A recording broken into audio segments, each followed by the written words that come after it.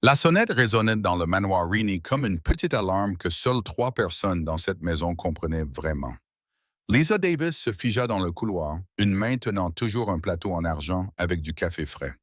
Elle se rendait au bureau de Matteo Regini lorsque le son retentit dans les couloirs en marbre. La sonnette retentit à nouveau, bref, ferme, confiante. Elle déglutit. Une seule personne sonnait ainsi. Will. Elle posa le plateau sur une console et lissa sa robe de domestique noire, essayant de calmer son cœur qui battait à tout rompre. Le manoir était calme à cette heure-là. Les gardes étaient dehors, le personnel déjà dans ses quartiers. La ville était loin, derrière les grilles en fer. On aurait dit que toute la maison se penchait en avant pour voir qui était à la porte. Depuis la balustrade du deuxième étage, Matteo Regini l'observait. Il n'en avait pas l'intention. Il était au téléphone avec un contact, debout près du balcon qui surplombait le hall d'entrée, lorsqu'il entendit la sonnette.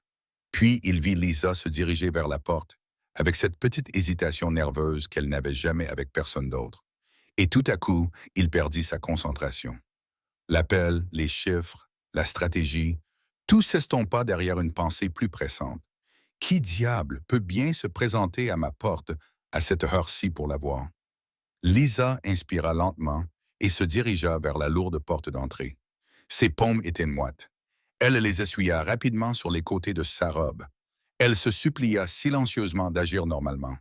Ce n'était qu'un dîner. Juste un dîner avec un ami. Juste un dîner avec le capot de la famille Regini. Rien de tout cela n'est normal, Lisa. Elle ouvrit la porte. Will Carter se tenait sur le perron, les mains dans les poches de son manteau, vêtu d'un costume sombre, parfaitement ajusté, les cheveux légèrement ébouriffés de cette manière naturelle qui incitait les gens à lui faire confiance un peu trop rapidement. Il lui adressa un sourire en coin qui essayait toujours de paraître désinvolte, mais qui n'y parvenait jamais tout à fait. « Salut, dit-il doucement. Tu es prête? » Son estomac fit un bond. « Will, murmura-t-elle en jetant un coup d'œil par-dessus son épaule sans même s'en rendre compte. Tu es vraiment venu à la porte. Eh bien, oui, répondit-il en riant. C'est un peu l'idée quand on va chercher quelqu'un pour dîner. Le mot dîner lui serra la poitrine. Cela n'était censé être rien de plus que cela. Une distraction. Une soirée loin du manoir, où elle ne serait ni la femme de chambre, ni la fille qui transporte les plateaux et vérifie les caméras de sécurité et les horaires. Juste Lisa. Mais il y avait un problème. Un problème grand, dangereux, aux yeux sombres, qui les observait d'en haut. Depuis le balcon, Matteo serra les mâchoires. Will à sa porte demandant à sa femme de chambre si elle était prête. Il n'aimait pas ça. Il n'aimait pas ce qu'il voyait. Il n'aimait rien dans la façon dont les épaules de Lisa se raidissaient et ses joues rougissaient sous le regard de Will. Matteo dirigeait l'Empire Regini depuis des années. Il avait négocié avec des hommes qui menaçaient son entreprise, contrôlait des quartiers entiers de la ville et tenait les familles rivales à distance rien qu'en entrant dans une pièce. Il y avait très peu de choses dans ce monde qui le déstabilisaient. Mais voir Will à sa porte pour Lisa lui fit ressentir quelque chose qu'il ne savait pas nommer. Il s'éloigna du balcon avant que l'un d'eux ne puisse le voir. Ses doigts se crispèrent en point. Il ne devrait pas s'en soucier. Elle était sa femme de chambre. Son bras droit dans la maison, efficace, discrète, toujours ponctuelle. Elle gérait ses rendez-vous, coordonnait le personnel, veillait à ce que sa vie entre ses murs ne sombre pas dans le chaos. Elle ne lui appartenait pas. Pas officiellement, pas d'une manière que l'on puisse prouver sur papier, mais il avait l'impression qu'elle lui appartenait. En bas, Lisa transféra son poids d'un pied à l'autre. « Es-tu sûr que c'est une bonne idée? » demanda-t-elle à voix basse. Will pencha légèrement la tête. « Tu peux encore dire non, tu sais. Je ne te force pas à aller où que ce soit. » Il fit une pause, le regard s'adoucissant. « Tu as dit que tu voulais passer une soirée dehors, un dîner normal, juste toi et moi. Si tu as changé d'avis, je m'en irai. » Elle avait dit cela. Elle l'avait dit lors d'une de ces nuits où le manoir lui semblait trop grand et trop silencieux. Lorsque Matteo s'était enfermé dans son bureau et qu'elle était restée devant sa porte, observant la lumière sous le seuil, se demandant ce que cela ferait de lui appartenir d'une manière qui ferait mal. Elle avait dit à Will des choses qu'elle n'avait jamais dites à personne. Pas tout. Pas la partie dangereuse. Pas la partie qui la brûlait chaque fois qu'elle regardait son patron. Mais suffisamment. Assez pour que Will la comprenne et décide malgré tout de s'intéresser à elle. Je n'ai pas changé d'avis, dit-elle. C'est juste que je ne veux pas causer de problème. À qui? Demanda-t-il. À toi ou à lui? Elle baissa les yeux vers le sol en marbre. Aux deux. Elle se contenta d'acquiescer rapidement. Laisse-moi juste lui dire que je pars. Le sourire de Will s'estompa légèrement. Tu crois vraiment qu'il ne sait pas déjà tout ce qui se passe sous ce toit? Demanda-t-il. Bien sûr qu'il le savait. Matteo Regini connaissait chaque voiture qui passait des grilles, chaque livraison, chaque horaire du personnel, chaque pas de chaque garde. Si Will était sur la propriété, Matteo le savait. Et pourtant, Will était venu. Lisa sentait que quelqu'un l'observait, même si elle ne pouvait pas le voir. C'était une sensation familière dans cette maison, le poids des regards qui ne la quittaient jamais vraiment lorsque Matteo était à la maison. Elle essaya de l'ignorer. Ce n'était qu'un dîner avec un homme qui n'était pas celui qu'elle aimait, car celui qu'elle aimait était celui qu'elle ne pourrait jamais avoir. Donne-moi 5 minutes, murmura-t-elle à Will. Il acquiesça. J'attendrai ici. Lisa ferma doucement la porte et appuya son front contre celle-ci pendant une seconde, expirant. Son cœur battait si fort qu'elle en avait presque mal. Elle se redressa et se retourna pour trouver Matteo déjà en bas de l'escalier, les mains dans les poches, l'expression indéchiffrable. Elle retint son souffle. Il avait changé depuis tout à l'heure. Il portait maintenant une chemise sombre ouverte au niveau du cou, les manches retroussées jusqu'aux avant-bras, et un pantalon de costume parfaitement ajusté. Il semblait détendu, mais elle savait que ce n'était pas le cas. Une certaine raideur dans ses épaules, une tension dans sa mâchoire le trahissait. « Tu sors, dit-il, ce n'est pas une question. » Oui, sa voix était plus faible qu'elle ne l'aurait voulu. J'ai demandé ma soirée. Madame Collins a ajusté le roi. Je l'ai approuvé, dit-il, je m'en souviens. Bien sûr qu'il s'en souvenait. Il avait vu la demande et l'avait signée sans y jeter un second regard. À l'époque, c'était tout à fait normal. Le personnel avait une vie. Parfois, ils avaient besoin d'une soirée. Il ne savait pas que cela impliquait que Will se tiendrait devant sa porte. « Avec qui? » demanda-t-il, même s'il le savait déjà. Elle déglutit. « Avec Will? » Quelque chose de vif brilla dans ses yeux. « Will Carter? » dit-elle comme s'il confirmait une menace. « Mon capot? » Elle se força à hocher la tête. « Oui. » Il s'avança vers elle, chaque pas résonnant doucement sur le marbre. Lisa lutta contre l'envie de reculer. Elle ne le faisait jamais en sa présence, mais ce soir-là, tout semblait chargé d'électricité. Lorsqu'il s'arrêta devant elle, il était assez proche pour qu'elle sente son eau de Cologne, familière, chaleureuse et incroyablement apaisante. Son regard balaya sa robe, ses cheveux, le maquillage léger qu'elle avait osé mettre. « Tu t'es mise sur ton 31, dit-il. « Ce n'est qu'une robe, murmura-t-elle. Il la regarda pendant une longue seconde. « Ce n'est pas n'importe quoi, dit-il doucement. Ses joues s'empourprèrent. C'était exactement pour cela qu'elle était en difficulté. La façon dont une simple phrase de sa part pouvait s'enfoncer dans sa poitrine et y rester. Elle essaya de parler, mais aucun son ne sortit. Matteo cligna lentement des yeux, refoulant quelque chose en lui. « Et tu vas avec lui? » dit-il. « Pour dîner, oui. » Il acquiesça d'un signe de tête. « Très bien. » Le mot sonnait tout sauf « très bien ». Elle eut le cœur serré. Elle ouvrit la bouche avant de pouvoir se retenir. « Si tu ne veux pas que j'y aille, je n'irai pas. » Sa voix se fit plus aiguë. « Ne me mette pas ça sur le dos, Lisa. J'ai approuvé ta soirée de congé. C'est toi qui as choisi comment l'utiliser. » Elle tressaillit légèrement. Il le remarqua. Le regret fut instantané, mais il garda un visage impassible. Il était jaloux et la jalousie lui allait mal. Elle le poussait à dire des choses sur un ton inapproprié. « Will est mon capot. Il ne peut pas sortir avec quelqu'un. Personne. Surtout pas quelqu'un qui vit sous mon toit. » Cette vieille règle existait pour une raison. La frontière entre vie professionnelle et vie privée devenait trop facilement floue. Les sentiments se transformaient en faiblesse. La faiblesse se transformait en erreur. Et les erreurs coûtaient des vies. Mais en regardant Lisa maintenant, la façon dont ses yeux s'assombrissaient sous ses paroles, la règle lui semblait plus qu'autre chose une cage qu'il avait construite autour de lui-même. Il expira. « Sois de retour avant minuit, dit-il. Envoie-moi un SMS quand tu arrives. Envoie-moi un SMS quand tu quittes le restaurant. Je veux savoir où tu es. » Elle cligna des yeux. « Tu veux que je t'envoie un SMS? Je veux que tu sois en sécurité. » Il répondit. La ville ne cesse pas d'être dangereuse parce que tu as décidé de mettre une robe et d'accepter d'aller dîner. Elle faillit sourire. On dirait le père de quelqu'un, le taquina-t-elle, dans une faible tentative pour détendre l'atmosphère. Ses yeux s'assombrirent. Crois-moi, je ne me sens pas comme ton père. Ses poumons ont oublié comment fonctionner pendant une demi-seconde. Matteo a vu son souffle se couper et s'est détesté d'avoir laissé échapper cette phrase. C'était honnête, et l'honnêteté avec elle ressortait toujours plus forte qu'il ne l'avait prévu. Il a fait un petit pas en arrière. Vas-y, a-t-il dit d'une voix plus rauque. Il attend. Lisa acquiesça et se détourna avant qu'il ne puisse voir trop de choses. Elle prit son manteau sur le porte-manteau, les mains légèrement tremblantes, puis ouvrit à nouveau la porte.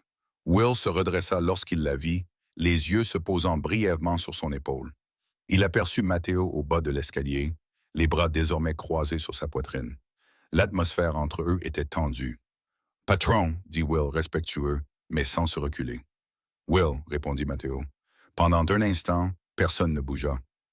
Puis Matteo pencha légèrement la tête. « Tu es venu toi-même à la porte, dit-il. Tu n'as pas envoyé de voiture. » Les lèvres de Will esquissèrent un rapide demi-sourire. « Il y a des choses que l'on ne délègue pas. » La mâchoire de Matteo se crispa. Lisa sortit, refermant la porte derrière elle. « Bon, allons-y. Je t'enverrai un SMS quand nous serons arrivés, » dit-elle doucement, presque comme une promesse. Les yeux de Matteo se fixèrent sur les siens. « Je t'attendrai, » dit-il. La porte se referma. Le bruit sembla plus fort qu'il n'aurait dû l'être. Matteo resta là, fixant le bois fermé pendant une longue seconde, écoutant les pas s'éloigner, les portières de la voiture se fermer, le moteur démarrer. Quelque chose en lui s'opposait aux règles qu'il avait fixées pour ces hommes, à la logique qui l'avait toujours guidé, à la ligne fine et fragile qu'il avait tracée entre lui-même et la femme qu'il n'aurait jamais dû remarquer comme il l'avait fait. Il se retourna sur le balcon et regarda la voiture noire descendre l'allée vers les grilles. L'un de ses agents de sécurité apparut en contrebas. « Voulez-vous que nous les suivions, monsieur ?» demanda le garde. La réponse de Matteo fut plus rapide que son bon sens. « Oui, dit-il discrètement. Je veux savoir exactement où ils sont, qui s'approche d'eux, combien de temps il va être. » Le garde acquiesça et disparut vers le garage. Matteo resta près du balcon, les doigts agrippés à la balustrade.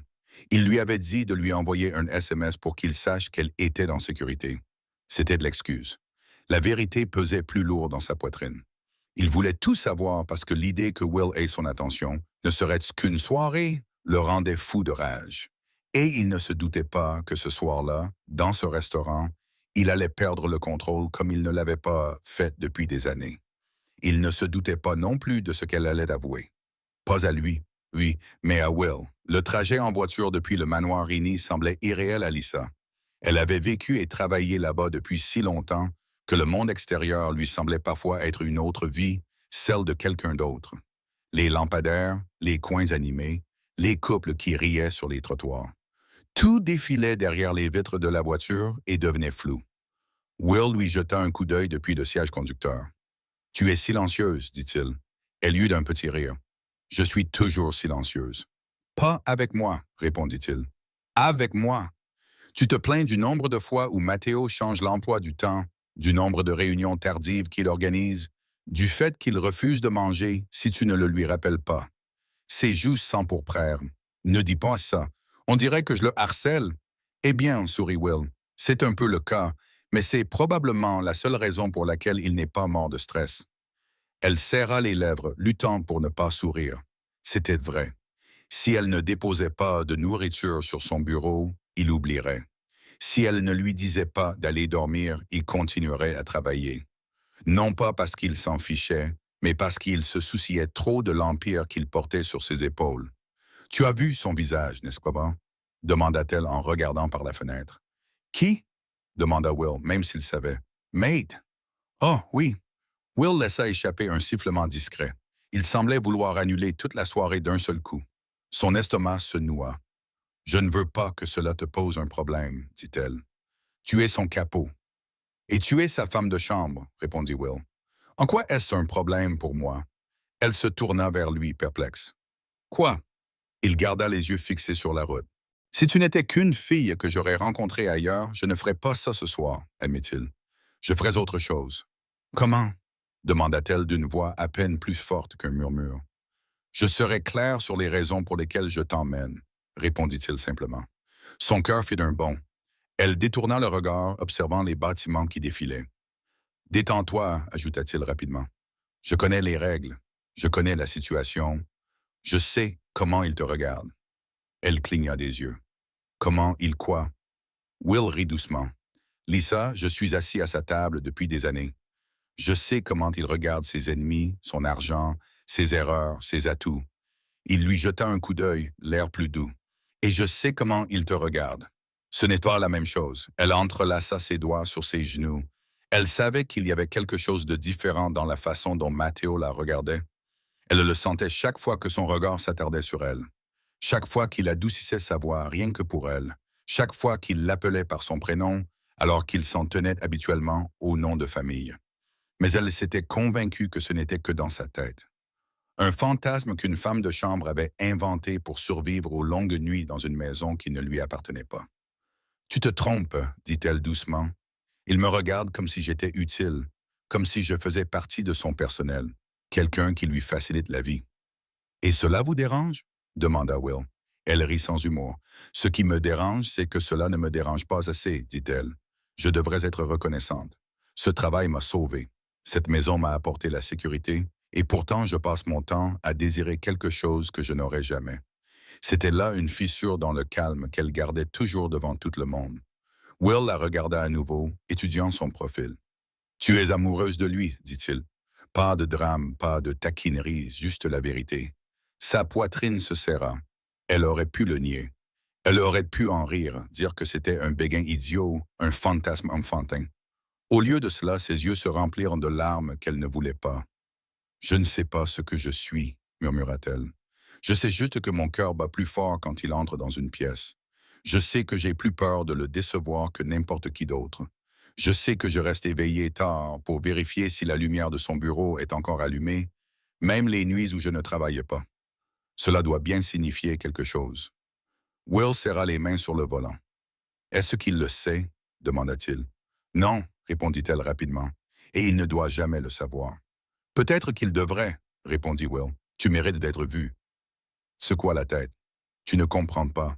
Je ne suis pas le genre de femme avec qui il sort. Tu les as vues. Élégantes, parfaites, inaccessibles. Mais elles arrivent dans des voitures de luxe et repartent avant le petit déjeuner. C'est moi qui nettoie les verres après leur départ. Il serra les mâchoires. Il détestait cette image. Peut-être qu'il a besoin de quelqu'un de vrai plutôt que tout ça, dit Will. Peut-être que c'est exactement ce dont il a besoin et qu'il est trop stupide pour s'en rendre compte. Elle sourit tristement. Je ne veux pas que tu parles de lui comme ça, dit-elle. Il eut un petit rire. Évidemment, tu le défends même quand j'essaie de te défendre. Le silence s'installa dans la voiture pendant quelques instants. Les lumières de la ville les enveloppaient, plus douces maintenant qu'ils se dirigeaient vers un quartier plus calme où se trouvait le restaurant. Will reprit la parole, d'une voix prudente cette fois. Écoute, dit-il, si tout cela concerne lui, pourquoi as-tu accepté de dîner avec moi? La question resta suspendue entre eux, lourde mais douce. Lisa prit d'une inspiration. Parce que j'avais besoin de me rappeler que j'existe en dehors de lui, dit-elle. Parce que je voulais savoir ce que ça fait d'être assise à une table et d'avoir quelqu'un qui me regarde comme une femme, pas comme une employée, parce que tu me fais rire quand l'ambiance est trop sérieuse. Et parce qu'elle s'arrêta. Il attendit. Parce que je te fais confiance, finit-elle, plus que je ne le devrais. Will sentit son cœur se réchauffer et se serrer en même temps. Alors je ne trahirai pas cette confiance, dit-il doucement. Quoi qu'il arrive ce soir. Elle se tourna à nouveau vers lui. C'est pour ça que j'ai dit oui, ajouta-t-elle. Parce que je savais que tu comprendrais. Il acquiesça d'un signe de tête, les yeux à nouveau fixés devant lui. Il comprenait trop bien. Quelques minutes plus tard, il se gara devant le restaurant, devant des lumières chaleureuses et une entrée discrète qui promettait l'intimité. Lisa sortit son téléphone de son sac à main. Je devrais lui envoyer un SMS, dit-elle. Bien sûr que tu devrais. Will acquiesça sans hésiter. S'il veut que tu sois en sécurité, il a le droit d'être tenu au courant. Je ferais la même chose si tu travaillais pour moi. Elle envoya un message rapide. Nous sommes arrivés au restaurant. Tout va bien. Elle attendit. La réponse arriva plus vite qu'elle ne l'avait prévu. Envoie-moi le nom de l'endroit et profite de ton dîner, Lisa. C'était simple, poli, presque distant, mais elle pouvait sentir le contrôle derrière chaque mot. Elle tapa le nom et appuya sur Envoyer. À l'intérieur du manoir Rainini, Matteo fixa l'écran de son téléphone pendant quelques secondes après l'apparition de la notification. Il lut le nom du restaurant, le transmet à ses hommes sans un mot et se leva. Monsieur, demanda l'un de ses gardes, vous voulez que nous nous en occupions? Il glissa son téléphone dans sa poche. Non, répondit-il, je m'en occuperai moi-même. Il prit sa veste sur le dossier de la chaise, l'enfilait et sortit avec ce calme tranquille et mortel qui poussait tout le monde à s'écarter de son chemin. Il se dit qu'il allait vérifier de ses propres yeux que l'endroit était sûr. Il se dit qu'il allait observer de loin, puis partir. Il ne croyait pas un mot de ce qu'il disait. Dans le restaurant, Lisa et Will furent conduits à une petite table près d'une fenêtre. L'éclairage était tamisé, le niveau sonore suffisamment bas pour qu'ils puissent parler sans élever la voix. Elle regarda autour d'elle, presque nerveuse. « C'est trop chic pour moi, murmura-t-elle. « Tu travailles dans un manoir, fit remarquer Will. Je pense que tu survivras aux nappes blanches. » Elle rit, sentant un poids lui être enlevé des épaules. Ils commandèrent à manger et elle commença lentement à se détendre. Il lui raconta des anecdotes sur les erreurs ridicules commises par les nouveaux soldats. Elle lui raconta la fois où Matteo avait essayé de préparer son propre dîner et avait failli déclencher les détecteurs de fumée. Pour un homme qui contrôle la moitié de la ville, il est vraiment nul en cuisine, dit-elle en riant. Will sourit. J'aurais aimé voir ça. Il était tellement en colère contre la poêle, ajouta-t-elle en essuyant une larme de rire au coin de son œil. Comme si la poêle l'avait trahi. J'ai dû faire des pâtes pendant qu'il restait là, faisant semblant de ne pas avoir failli brûler la cuisine. Will l'observait. La façon dont elle s'illuminait quand elle parlait de Matteo, même à travers des blagues, la façon dont ses yeux s'adoucissaient et brillaient. Il savait alors que cette soirée allait changer quelque chose. Il ne savait simplement pas comment. Dehors, une voiture noire s'arrêta en face du restaurant. Matteo Regini en sortit, ajusta sa veste et regarda à travers les vitres. Elle était là, en train de rire avec son capot. Quelque chose en lui se brisa. Il ne fit pas irruption. Pas encore. Il resta là un moment à regarder, essayant de se convaincre que tout allait bien. Ce n'était qu'un dîner. Will était loyal. Lisa était libre de vivre sa vie. Mais lorsqu'il vit Will se pencher en avant et Lisa baisser les yeux, nerveuse et vulnérable, sa patience s'amenuisa. Il se dirigea vers l'entrée. Ce soir, il se promit de rester calme. Il n'avait aucune idée à quel point il allait échouer. Au moment où le plat principal arriva, Lisa se sentait plus légère qu'elle ne l'avait été depuis des mois. Elle avait plus ri en une heure avec Will qu'elle ne l'avait fait en plusieurs semaines. Il était facile de discuter avec lui. Il ne la traitait pas comme si elle n'était qu'une employée. Il ne faisait pas semblant qu'elle était invisible. Et il ne la regardait pas comme quelque chose qu'il ne pouvait pas toucher. Il la regardait comme une personne, une femme. Elle lui en était reconnaissante. Elle était également douloureusement consciente que chaque histoire, chaque blague, chaque souvenir qu'elle évoquait revenait toujours au même point central. Matteo. Elle tournait sa fourchette dans son assiette. « Je peux te poser une question? » demanda Will. « Bien sûr. S'il entrait dans ce restaurant maintenant et te demandait de partir avec lui, tu le suivrais? » Son cœur bondit dans sa gorge. « Ce n'est pas juste, » murmura-t-elle. Il haussa légèrement les épaules. « C'est honnête, et je pense que tu te dois un peu de honnêteté. » Elle serra les lèvres. « Oui, dit-elle doucement, je partirai. » Il hocha la tête comme si cela confirmait quelque chose qu'il savait déjà. « Et si je te posais la même question, ajouta-t-il, si je te disais que je veux que ce soit un vrai rendez-vous, que je veux avoir une chance avec toi, que répondrais-tu? » Elle le fixa, les yeux brûlants. « Will, je ne te mets pas la pression, dit-il. J'ai juste besoin que tu saches que si ton cœur était libre, je me battrais pour toi. Je te demanderais de me laisser être l'homme qui te fait rire, qui te rend folle, à qui tu envoies des SMS à 2 heures du matin quand tu ne peux pas dormir. » « Un homme me rend déjà folle à 2 heures du matin, » dit-elle avec un faible sourire. « Je sais, dit-il doucement, et il ne sait même pas ce qu'il te fait. » Elle le déglutit péniblement. « Je te l'ai dit, » murmura-t-elle. « Je n'ai pas dit oui parce que je veux commencer quelque chose avec toi. J'ai dit oui parce que je te faisais confiance. Et tu avais raison, répondit-il.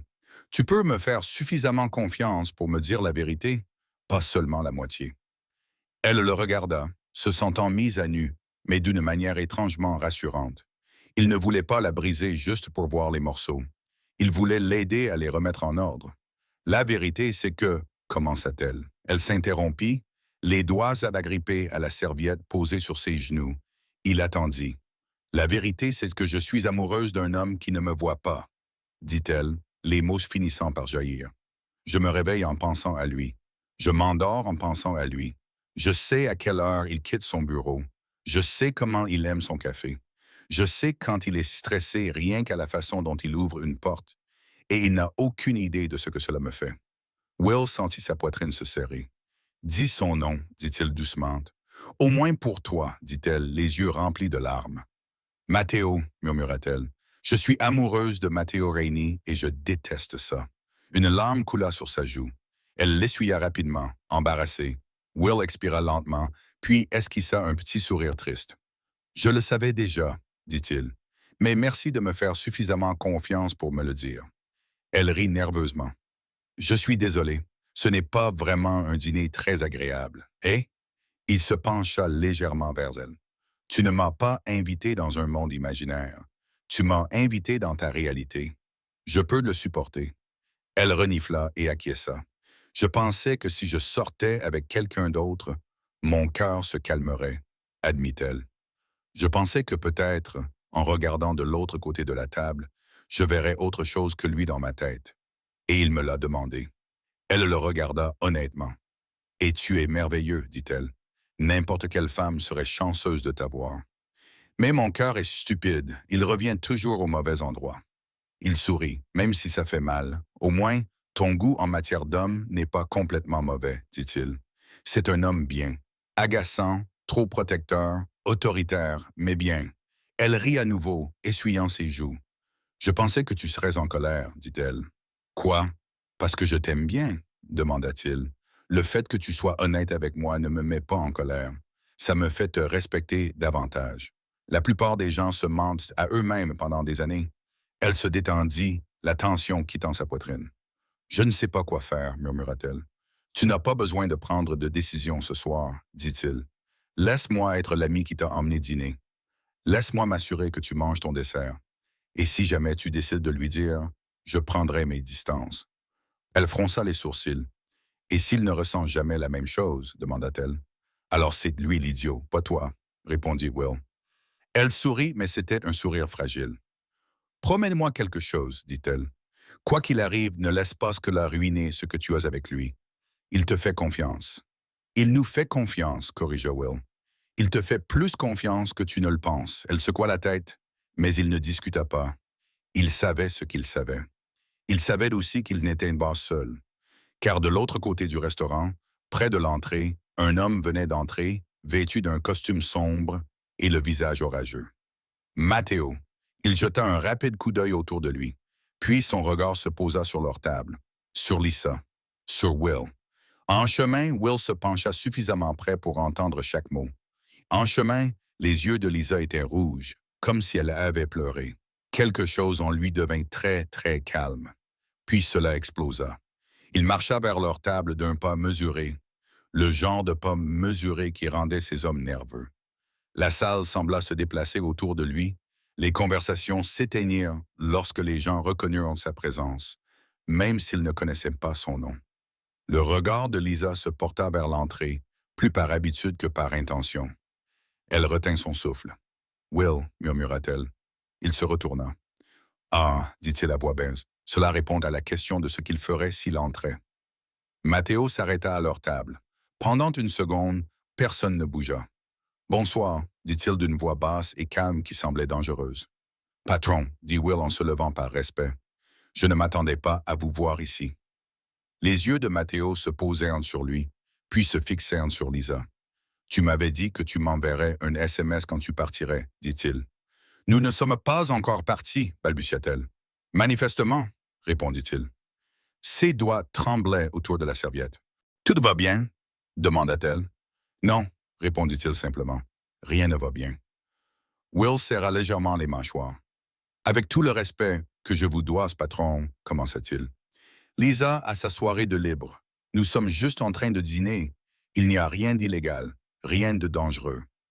Matteo tourna son regard vers lui. Tu es mon capot, dit-il. Tu n'es pas censé simplement dîner avec mon personnel, surtout avec quelqu'un qui vit sous mon toit. Les mots sortirent plus durement qu'il ne l'aurait voulu. Les gens aux tables voisines commencèrent à les regarder. Will leva le menton. Il n'y a aucune limite qui soit franchie ici, dit-il. Matteo eut un rire bref et sans humour. Oh, il y a une limite, dit-il. Tu fais juste semblant de ne pas la voir. Lisa se leva brusquement, le cœur battant à tout rompre. Arrête, dit-elle doucement. S'il te plaît, les gens nous regardent. Allons discuter dehors. Non, répondit Matteo. Nous allons être très clairs ici même. Sa voix était toujours basse, mais son intensité couvrait le brouhaha du restaurant. Quelques serveurs s'arrêtèrent net. Un couple à la table voisine fit semblant de ne pas écouter, mais sans succès. Lisa sentit le rouge lui monter aux joues. « Matteo » murmura-t-elle. Il la regarda et pour la première fois de la soirée, la jalousie s'effaça complètement. « Tu es venu à ma porte, dit-il à Will. Tu as sonné. Tu t'es tenu là comme si tu avais le droit de l'emmener. Mon capot emmenant ma femme au restaurant. Les mots « ma femme de chambre » restèrent suspendus dans l'air, lourds et possessifs. Will plissa les yeux. « Avec tout le respect que je vous dois, » répéta-t-il calmement, « elle ne vous appartient pas. » La table aurait tout aussi bien pu disparaître. Le restaurant se réduisit à eux trois. Matteo fit un pas vers eux. « Vous travaillez pour moi, dit-il. Chacun de vos gestes rejaillit sur moi. Vous ne commencez pas de relation. Tu ne mélanges pas vie professionnelle et vie privée. Ça a toujours été la règle. » « Alors c'est une question de règle ?» demanda Will. « Oui, rétorqua Matteo. »« Non, murmura Lisa. Ils se tournèrent tous les deux vers elle. Elle tremblait, mais pas de peur, de quelque chose de plus intense. « Ce n'est pas seulement une question de règle, dit-elle. Tu es en colère parce qu'il m'a invité à sortir, parce que j'ai accepté de dîner avec lui, parce que tu n'approuvais pas l'idée que je m'assoie à table avec quelqu'un d'autre que toi. » Le silence se fit autour d'eux. Matteo la fixa du regard. « Lisa, dit-il lentement, tu n'as aucune idée de la raison pour laquelle je suis en colère. »« Alors dis-le, répondit-elle, les yeux brillants. Ne te cache pas derrière tes règles. Ne l'humilie pas devant tout le monde si c'est à propos d'autre chose. » Il serra les dents. « Tu n'écoutes pas. Il a dit qu'il ne pouvait sortir avec personne. Tu comprends? Il ne peut pas avoir de relation. Les gens autour de nous sont des cibles. Toute personne proche de lui devient vulnérable. Tu deviens vulnérable. « Alors c'est à propos de ma sécurité? » demanda-t-elle. « Oui, répondit-il. « Et c'est tout, insista-t-elle. Il ouvrit la bouche pour dire oui. Il n'y parvint pas, car Will posa une main sur le dossier de sa chaise, se stabilisant davantage qu'elle, et parla doucement. « Elle m'a dit quelque chose ce soir, dit-il, les yeux fixés sur Matteo. Quelque chose que tu aurais dû entendre il y a des années. »« Will ne fait pas ça, murmura Lisa. Il secoua la tête. « Elle t'aime, dit-il clairement. C'est pour ça qu'elle est ici. C'est pour ça qu'elle a accepté de dîner avec toi, parce qu'elle essaie de vivre avec ça. » Les mots tombèrent entre eux comme une pierre dans l'eau profonde. Matteo retint son souffle pendant une seconde. Tous les bruits du restaurant disparurent. Il n'entendait plus que les battements de son cœur. Il regarda Lisa. « C'est vrai? » demanda-t-il d'une voix rauque. Ses joues étaient maintenant mouillées. Elle n'avait même pas réalisé qu'elle pleurait à nouveau. « Oui, répondit-elle, mais tu n'étais pas censé l'entendre. » Sa poitrine brûlait. Il regarda tour à tour son capot, imperturbable et étrangement calme, et la femme qu'il avait essayé de ne pas désirer pendant trop longtemps, debout, le cœur enfin à nu, à sa vue. La jalousie qui l'avait conduit ici se heurta à autre chose. La peur. S'il avouait ce qu'il ressentait, il enfreindrait ses propres règles. Il l'exposerait. Il la plongerait dans un monde qui avait déjà trop pris à trop de gens. S'il le niait, il lui ferait du mal d'une manière dont il n'était pas sûr de pouvoir supporter. Il fit la seule chose qu'il savait faire lorsqu'il était acculé. Il se mit en colère. « Tu n'aurais jamais dû m'utiliser pour régler tes sentiments pour lui, » dit-il à Lisa, même s'il savait que ce n'était pas juste. « Tu n'aurais jamais dû le mettre dans cette position. » Will s'interposa légèrement entre eux. « Si tu veux blâmer quelqu'un, blâme-moi, dit Will. C'est moi qui lui ai demandé de sortir avec moi.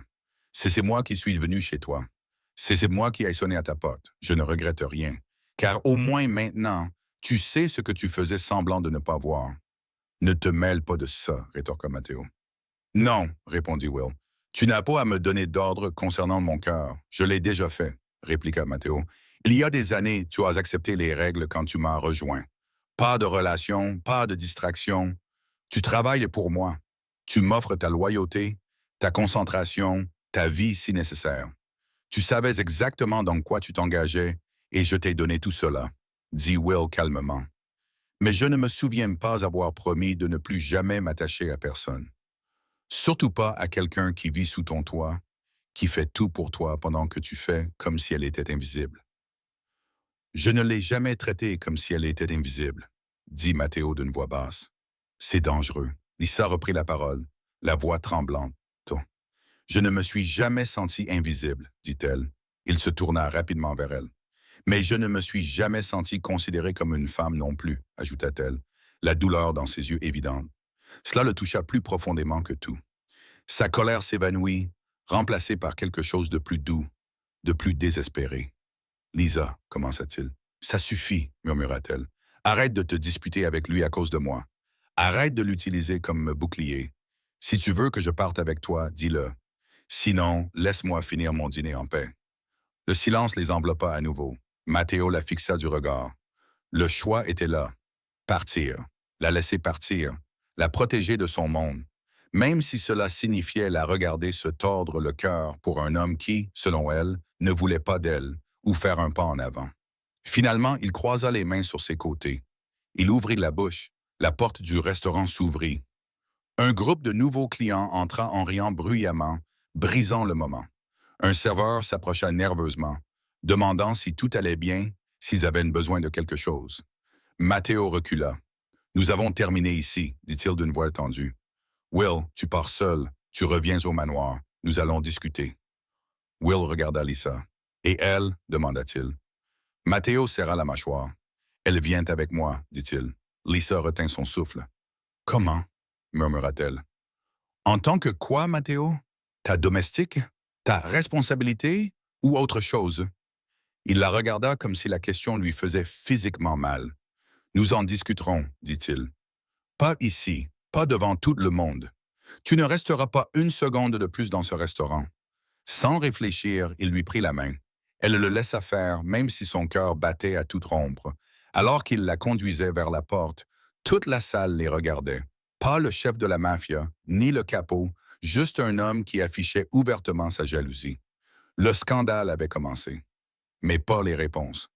La voiture était trop silencieuse. Lisa était assise sur le siège passager, les mains jointes sur ses genoux, le cœur encore sous le choc de tout ce qui venait de se passer. Elle serrait toujours entre ses doigts la serviette du restaurant, froissée et inutile. Les lumières de la ville défilaient à toute vitesse derrière sa vitre. Elle connaissait les rues autour du manoir Rini. Elle connaissait le chemin pour aller au restaurant. Elle connaissait les routes qui menaient chez elle. Ce n'était pas assez cet itinéraire. Elle jeta un coup d'œil au tableau de bord. Le profil de Matteo était dur, concentré sur la route. Sa mâchoire était crispée, ses mains agrippaient le volant.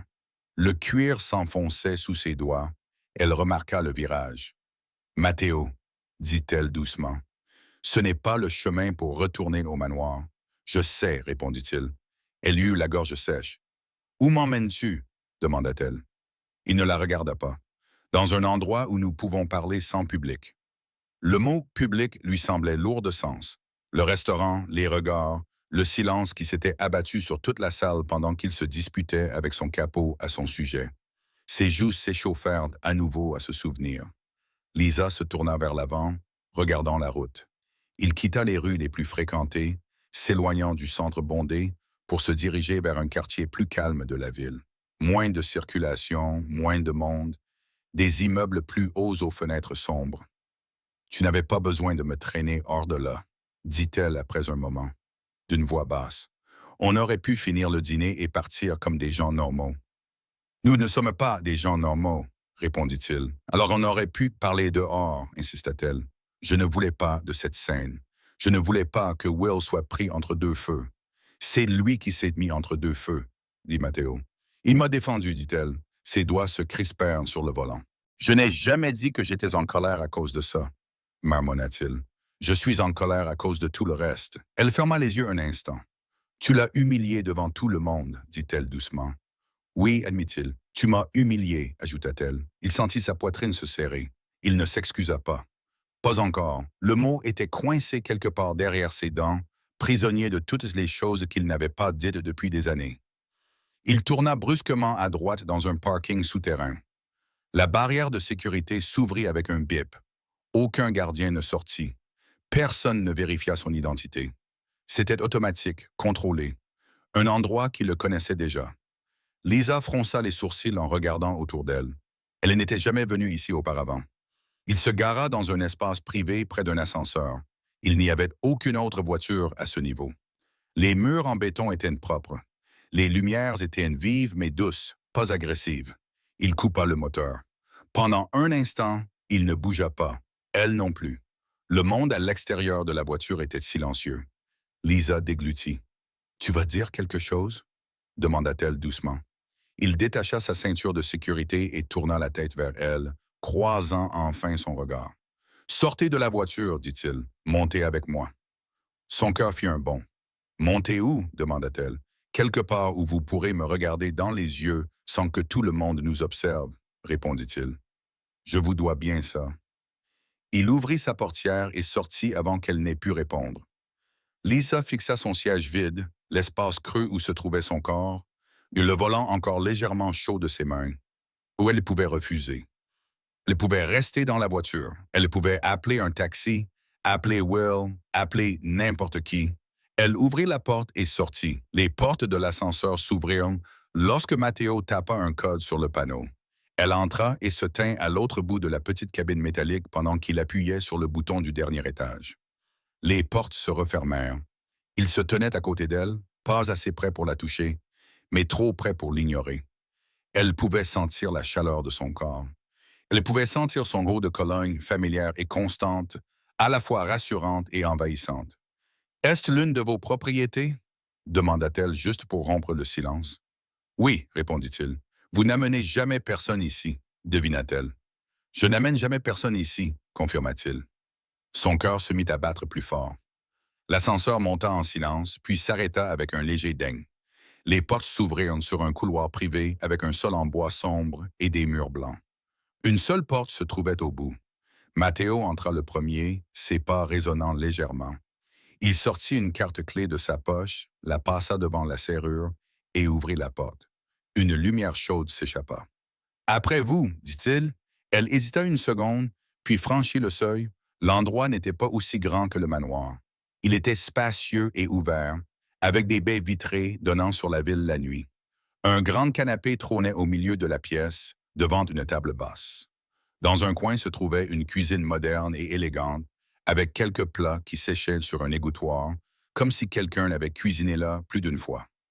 On dirait qu'il est habité. Lisa se retourna lentement. « C'est à vous ?» demanda-t-elle. « Mon refuge, » répondit-il. « Quand le manoir est trop bruyant ou trop silencieux, dit-elle en le regardant.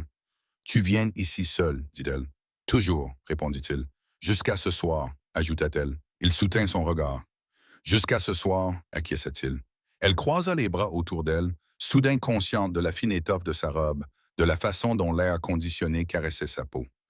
Matteo ferma la porte derrière eux avec un léger clic et la verrouilla.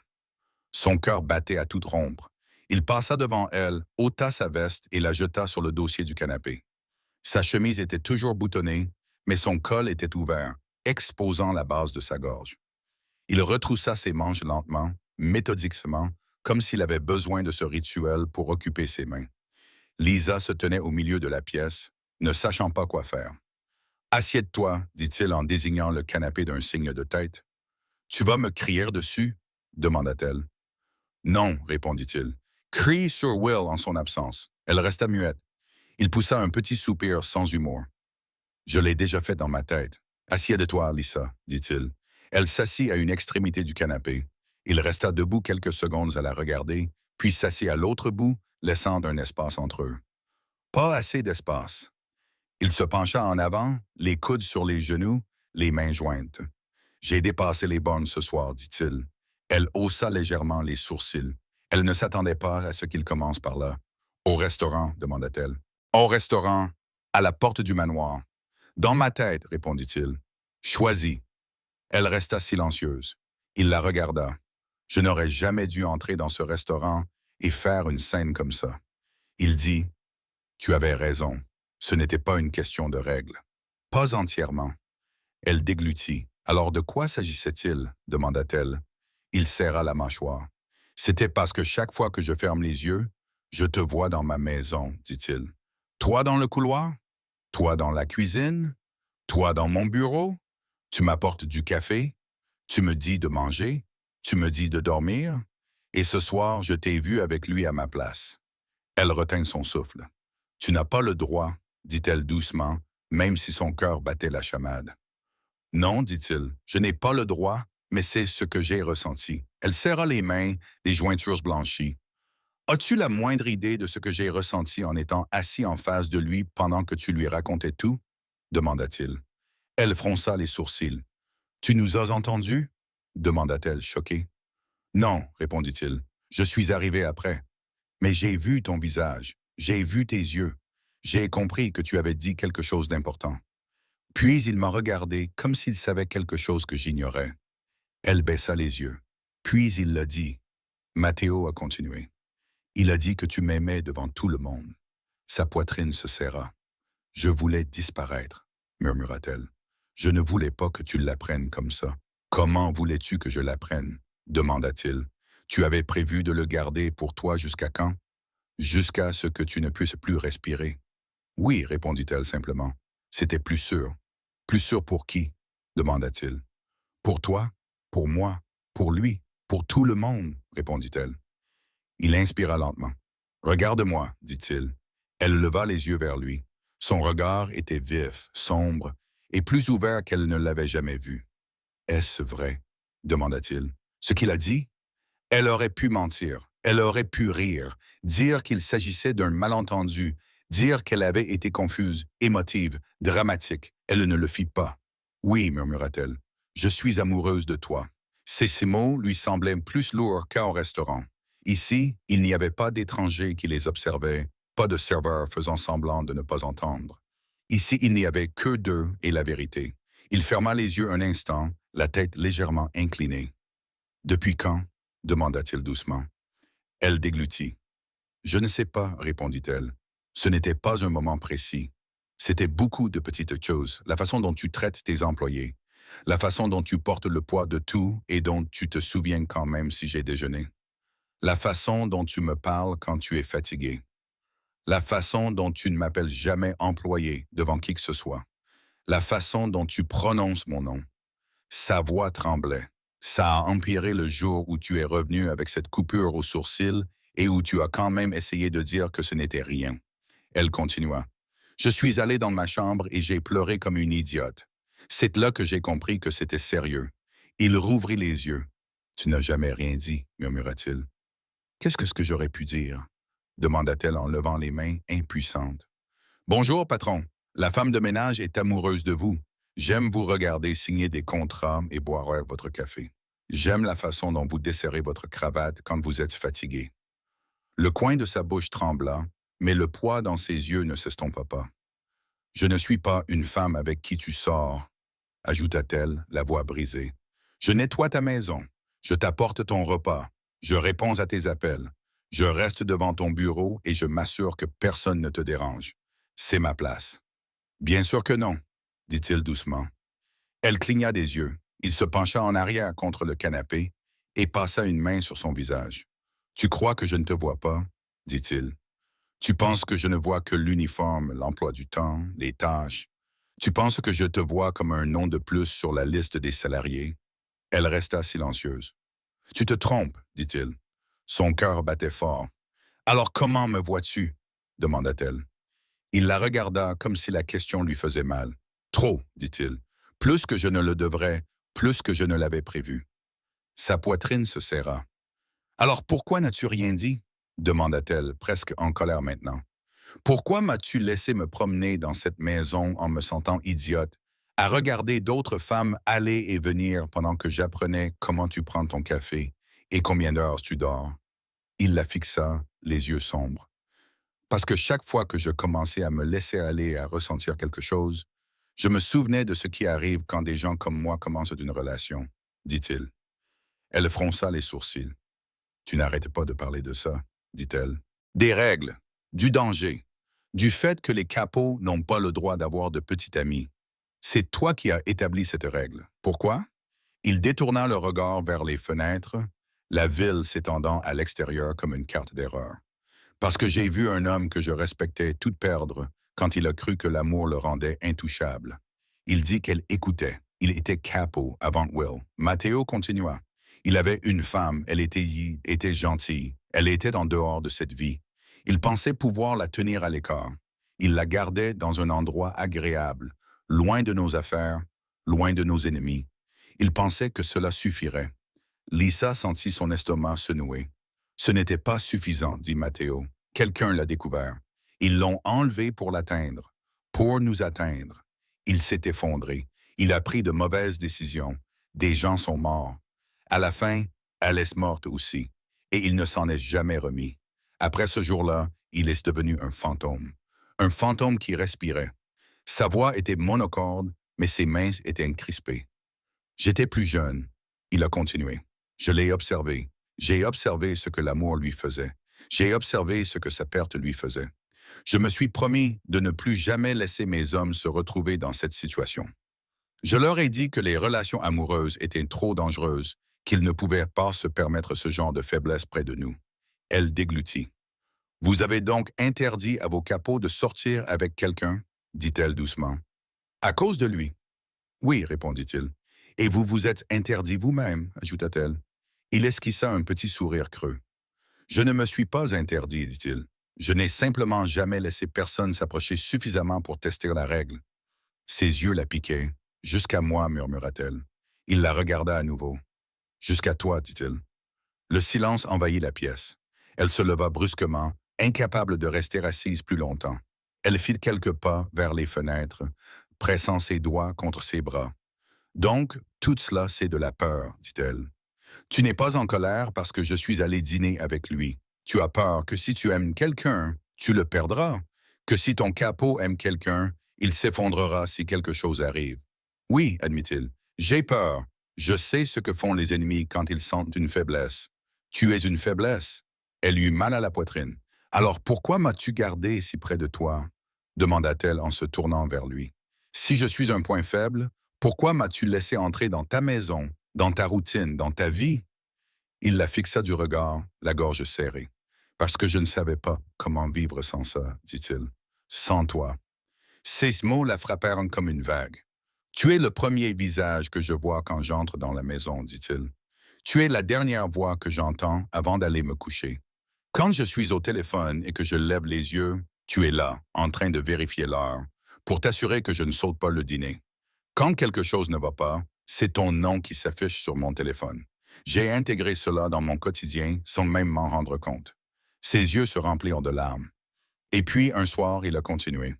J'ai regardé par-dessus le balcon et je t'ai vu marcher vers la porte, ajustant ta robe, nerveuse parce que mon capot attendait dehors, et j'ai eu l'impression que quelqu'un m'avait pris quelque chose que je n'avais jamais eu le courage de revendiquer. Son souffle s'est accéléré. Tu n'as pas le droit d'être en colère pour ça, a-t-elle murmuré. Tu n'as pas le droit d'être en colère pour quelque chose que tu n'as jamais revendiqué. Je sais, a-t-il dit. Je sais que je n'ai pas ce droit, mais je suis en colère quand même. Pas contre toi, pas contre lui, contre moi-même. Elle resta là, la poitrine haletante à le regarder. Et maintenant, demanda-t-elle, tu m'as amené ici, tu as entendu la vérité. Tu m'as dit la moitié de la tienne. Tu vas me renvoyer au manoir et faire comme si cette nuit n'avait jamais eu lieu. Il se leva. Non, dit-il. Il marcha lentement vers elle, chaque pas prudent, comme s'il s'approchait de quelque chose de fragile et d'explosif à la fois. Je ne peux pas te promettre le genre de vie que d'autres hommes peuvent t'offrir, dit-il. Je ne peux pas te promettre qu'il n'y aura jamais de danger. Je ne peux pas te promettre que je ne serai pas trop protecteur ou contrôlant. Je sais qui je suis. Je sais qui tu es aussi, dit-elle. Je ne peux pas te promettre que je ne vais pas parfois tout gâcher, ajouta-t-il. Mais je peux te promettre que j'ai fini de prétendre que je ne ressens pas ce que je ressens. Il s'arrêta à quelques centimètres d'elle. Ses mains tremblaient le long de son corps. Dis-le alors, murmura-t-elle. Sa poitrine se soulevait et s'abaissait. Je suis amoureux de toi, dit-il. Le sol sembla s'incliner sous ses pieds. Depuis longtemps, ajouta-t-il, plus longtemps que je ne suis fier de l'admettre. Une larme coula sur sa joue. Il leva la main, hésita un instant, puis l'essuya avec son pouce. Son geste était doux, prudent, comme s'il avait peur de lui faire mal. Je suis amoureux de toi depuis longtemps, tout en me disant que je ne faisais que protéger une employée, dit-il. Je te regardais marcher dans cette maison et je me disais que tu faisais partie de la structure, du personnel, de la logistique. Puis j'ai rêvé de toi. J'ai imaginé à quoi ressemblerait ta voix si elle ne m'appelait pas Monsieur. Elle entr'ouvrit les lèvres. Tu crois que je n'ai pas remarqué quand tu as changé de coiffure? Demanda-t-il. Tu crois que je n'ai pas vu quand tu as porté cette robe bleue pour la fête du personnel et que tu as essayé de te cacher derrière un plateau? Elle respirait difficilement. Tu étais magnifique, dit-il. J'ai passé toute la soirée à essayer de ne pas te regarder, mais je n'y suis pas parvenu. Un petit bruit brisé s'échappa de sa gorge.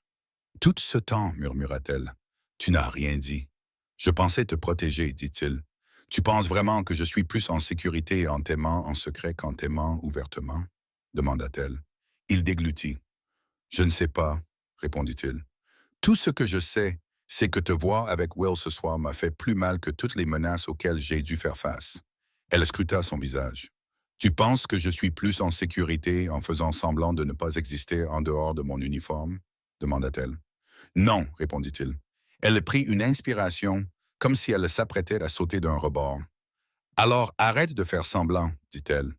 Sa main glissa de sa joue vers le côté de son cou, ses doigts se posant légèrement à la base de ses cheveux.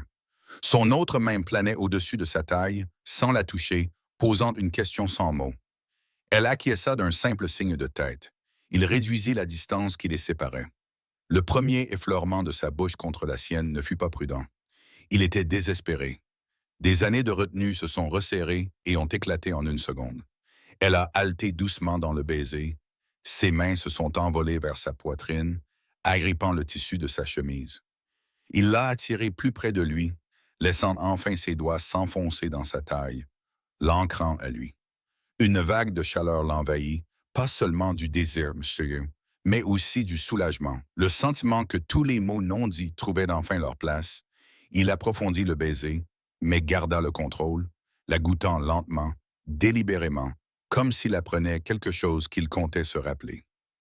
Elle lui rendit son baiser avec tout le désir qu'elle avait accumulé, se laissant aller complètement contre lui. Quand il se retira enfin, ils respiraient tous les deux plus fort. Son front reposait contre le sien. C'est ce que j'ai essayé d'éviter, murmura-t-il. Elle laissa échapper un rire tremblant. Tu ne t'en sors pas très bien, dit-elle. Il sourit contre ses lèvres, un vrai sourire cette fois. Doux, plus jeune. Il ouvrit les yeux et la regarda vraiment. Si nous faisons ce que là, dit-il, il n'y aura pas de retour en arrière. Elle acquiesça. Je ne veux pas revenir en arrière, répondit-elle. J'ai déjà vécu la version où je t'aime seule. Cela m'a presque détruite. Je préfère vivre celle où au moins nous sommes honnêtes. Il prit son visage entre ses mains, ses pouces caressant sa peau. Je ne peux pas promettre que je serai bon dans ce domaine, dit-il. Tu es bon dans tout quand tu te décides, répondit-elle d'une voix tremblante. Tu es bon dans tout quand tu te décides. Tu ne t'es simplement jamais décidé pour nous. Son regard s'adoucit. Je me décide maintenant, dit-il. Il l'embrassa à nouveau, plus lentement cette fois. Une promesse plutôt qu'une tempête. Ses mains se posèrent sur son dos, la serrant contre lui, comme s'il pouvait la protéger de tout ce qui se trouvait à l'extérieur de ses murs. Les minutes passèrent ainsi, sans rien d'autre au monde que leur bouche, leur souffle, leurs mains. Lorsqu'ils se séparèrent, il déposa un baiser sur son front, puis sur sa tempe. « Tu trembles, murmura-t-il. Tout ce que j'ai toujours voulu est soudain devenu réel, dit-elle. Bien sûr que je tremble. Il expira. Lisa, dit-il, je ne sais toujours pas comment te protéger et te garder près de moi en même temps. Mais je sais une chose. Laquelle? Demanda-t-elle. Ses yeux s'assombrirent, non pas de colère cette fois, mais d'un sentiment à la fois possessif et tendre. Tu n'iras pas dîner avec un autre homme, dit-il. Elle leva le menton. En tant que ta domestique, demanda-t-elle doucement, ou en tant que ta femme? La question resta en suspens entre eux. Il soutint son regard, ses mains la tenant toujours comme s'il était hors de question de la lâcher. Pour la première fois de sa vie, le patron, qui avait toujours une réponse, se trouva sans voix. Non pas parce qu'il ne savait pas quoi dire, mais parce qu'il savait qu'une fois qu'il l'aurait dit, plus rien ne serait pareil dans son monde. Il effleura sa lèvre inférieure du pouce, ses yeux s'y posant un instant, puis revinrent vers les siens. Il ne répondit pas. Pas encore, et elle comprit que ce qui sortirait de sa bouche déciderait de leur avenir à tous les deux. Pendant un long moment, rien ne bougea. Lisa se tenait au milieu de l'appartement, les mains de Matteo sur son visage, ses pouces toujours posés près de ses lèvres. Sa question flottait entre eux comme un poids. En tant que femme de chambre ou en tant que femme, il ne répondit pas. Sa mâchoire se crispa. Ses yeux cherchèrent les siens, pleins de choses qu'il n'avait jamais dites. Puis quelque chose changea en lui, comme une porte qui se refermait. « Assieds-toi, dit-il doucement.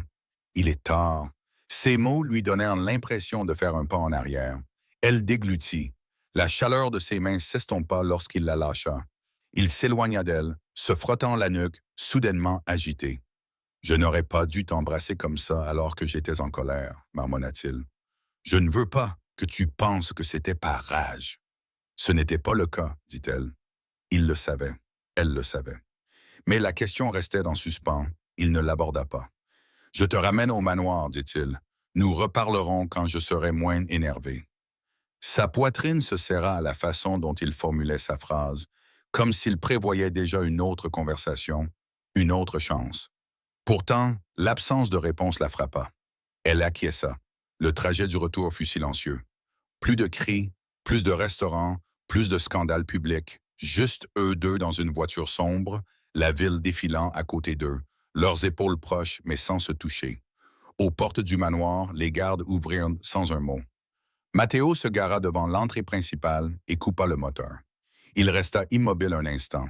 « Lisa, dit-il sans la regarder. « Oui, je pensais ce que j'ai dit, murmura-t-il. « Tout. » Son cœur fit un bond, puis dit le reste, murmura-t-elle.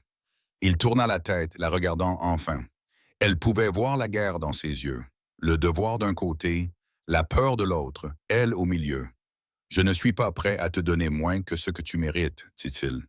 Pour l'instant, je ne sais pas si je peux te donner ce que tu mérites sans te mettre en danger plus que je ne peux le supporter. » Elle baissa les yeux vers ses mains, les doigts entrelacés. « Je suis en danger depuis le jour où j'ai franchi ta porte, dit-elle doucement. La seule différence maintenant, c'est que mon cœur le sait. » Silence. Il se pencha et prit doucement sa main dans la sienne, juste une seconde. Son pouce effleura ses jointures. « Je vais arranger ça, dit-il. Je ne sais pas encore comment, mais je le ferai. » Elle leva les yeux. « Alors n'attends pas qu'il soit trop tard, répondit-elle. Il acquiesça d'un signe de tête. « Rentre, dit-il. Va dormir. » Elle ouvrit la porte, sortit et la referma doucement. Lorsqu'elle se retourna, son regard était toujours posé sur elle. Ce regard exprimait 1000 choses qu'il aurait voulu lui dire. Elle lui adressa un petit sourire fatigué et entra dans le manoir. Il ne repartit qu'une fois la porte refermée derrière elle. Le lendemain matin, le manoir semblait différent. Cela n'aurait pas dû être le cas. Les mêmes sols, le même personnel, les mêmes gardes près du portail, la même odeur de café et de bois ciré. Mais pour Lisa, tout semblait plus net. Elle se réveilla avant que son réveil ne sonne, repassant chaque seconde de la nuit dans sa tête. Le restaurant, la dispute, la confession, le baiser, l'appartement.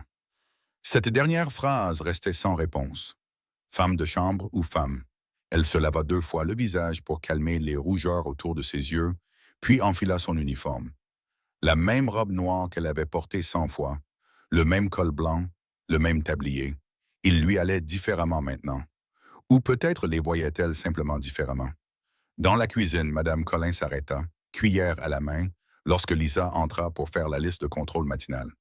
« On dirait que tu n'as pas beaucoup dormi, » dit la femme plus âgée. « Tu es rentrée tard? » Lisa hésita. « Un peu. » Madame Collins plissa les yeux. Elle dirigeait de grandes maisons depuis assez longtemps pour savoir quand quelque chose n'allait pas. Il s'est passé quelque chose? Demanda-t-elle. Lisa esquissa un sourire rassurant. Juste une longue nuit, répondit-elle. Rien que je ne puisse gérer. Madame Collins la fixa encore un instant, puis soupira. Tu n'es pas payé en plus pour tout gérer, tu sais, marmonna-t-elle en retournant vers la cuisinière. Lisa attrapa le plateau avec le petit déjeuner de Matteo. Autrefois, elle le transportait machinalement, l'esprit occupé par ses tâches, son emploi du temps, sa routine. Aujourd'hui, le plateau lui semblait plus lourd.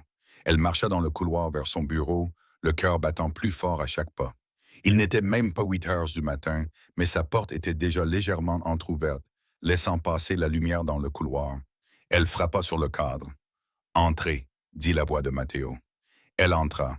Il était assis derrière son bureau, les manches retroussées, le col de sa chemise ouvert, les yeux fixés sur un document qu'il ne lisait manifestement pas. Son téléphone était posé à l'envers à côté d'un dossier. Sa cravate pendait sur le dossier de sa chaise, comme s'il l'avait jeté là et oublié. Lorsqu'il leva les yeux et la vit, son expression changea très légèrement. Mais elle le remarqua. Ses épaules s'abaissèrent légèrement. Son regard s'adoucit pendant une seconde. « Bonjour, dit-elle. « Bonjour, répondit-il. Il regarda le plateau qu'elle tenait dans ses mains. « Vous n'avez pas à faire ça, dit-il. Je peux demander à quelqu'un d'autre. » Pour une raison quelconque, cela la blessa. « Je vous apporte toujours votre petit déjeuner, dit-elle en posant le plateau sur le bord de son bureau. « Cela fait partie de mon travail, dit-il en l'observant attentivement. « Hier soir, nous avons parlé de ne pas faire semblant, dit-il. « Je ne veux pas que tu te réveilles et que tu agisses comme si de rien n'était. Ce serait plus facile, murmura-t-elle. « Peut-être, répondit-il. « Pour toi, pour nous deux, dit-elle. Il se leva lentement et contourna le bureau. Il ne s'approcha pas trop, mais plus près qu'un patron ne devrait se tenir de sa femme de chambre. « C'est ce que tu veux? Demanda-t-il. Elle fixait les boutons de sa chemise. « Je veux que tu arrêtes de poser des questions auxquelles tu n'es pas prêt à répondre, dit-elle doucement. Il serra la mâchoire. « Je t'ai dit que j'étais amoureux de toi, dit-il. Ce n'était pas une question. Et puis je t'ai demandé si j'étais ta femme de chambre ou ta femme, répondit-elle en levant enfin les yeux vers lui. Ce n'était pas une question non plus. C'était un choix. Il expira par le nez. Frustration, désir et peur se mêlaient en lui. Tu me demandes de mettre une étiquette sur quelque chose en l'espace de quelques heures, dit-il. Quelque chose contre quoi je me bats depuis des années. Je te demande de ne pas me laisser dans l'incertitude, dit-elle. Sa main bougea presque comme si elle avait sa propre volonté. Il écarta une mèche de cheveux de son visage et la glissa derrière son oreille. C'était trop intime pour un homme qui n'avait pas encore décidé comment l'appeler. « Tu n'es pas dans l'incertitude, dit-il doucement. « Pas pour moi. Alors où suis-je? Murmura-t-elle. Il ne répondit pas. Au lieu de cela, il fit quelque chose qui les surprit tous les deux. Il se pencha et déposa un rapide baiser sur son front. Doux, chaleureux, silencieux. C'était le genre de geste qui ne convenait pas à un patron et à une employée.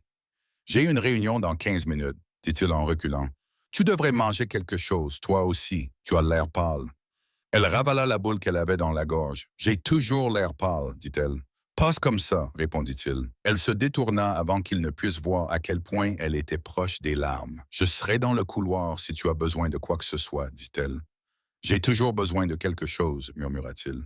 C'est ça le problème. » Elle sortit, refermant doucement la porte derrière elle. Les jours suivants, elle eut l'impression de vivre dans une maison parcourue de fils électriques. Rien n'explosa, mais tout bourdonnait. Matteo et Lisa adoptèrent un nouveau rythme sans en parler. Il cessa de faire comme si elle n'était qu'un élément du décor. Il l'appelait plus souvent par son prénom. Il lui demandait comment elle dormait. Il restait dans la cuisine avec elle pendant qu'elle réchauffait ses dîners tardifs, appuyés contre le comptoir, les yeux rivés sur elle plutôt que sur son téléphone. Certaines choses n'avaient pas changé. Il travaillait toujours tard. Il parlait toujours d'une voix grave et sérieuse au téléphone.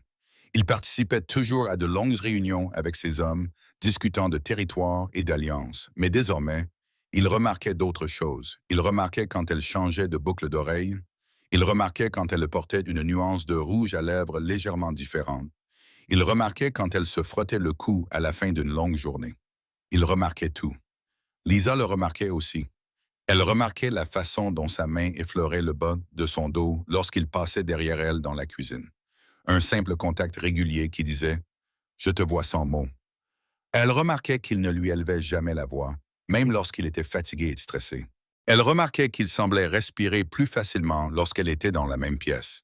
Il y avait presque des moments partout, presque des baisers dans le couloir quand il se rapprochait trop, presque des câlins au bas de l'escalier quand elle le lui apportait, son téléphone oublié, presque des aveux à minuit quand elle le surprenait en train de la regarder, avec une expression qu'il dissimulait rapidement. Et pourtant, il n'a pas prononcé le mot « femme ». Il ne l'a pas appelée ainsi. Pas encore. Will est revenu au manoir 2 jours après l'incident au restaurant. Il franchit la porte d'entrée avec une expression neutre et un bleu près de la mâchoire qui n'avait rien à voir avec une bagarre. On aurait dit que quelqu'un avait serré les dents un peu trop longtemps près de lui. Lisa l'aperçut depuis le couloir supérieur alors qu'il parlait avec l'un des gardes près de l'entrée. Sa poitrine se serra sous l'effet d'un élan de culpabilité et de soulagement. Elle ne l'avait pas revu depuis que Matteo l'avait fait sortir du restaurant. Elle prit une inspiration et descendit les escaliers. « Will », l'appela-t-elle doucement. Il leva les yeux.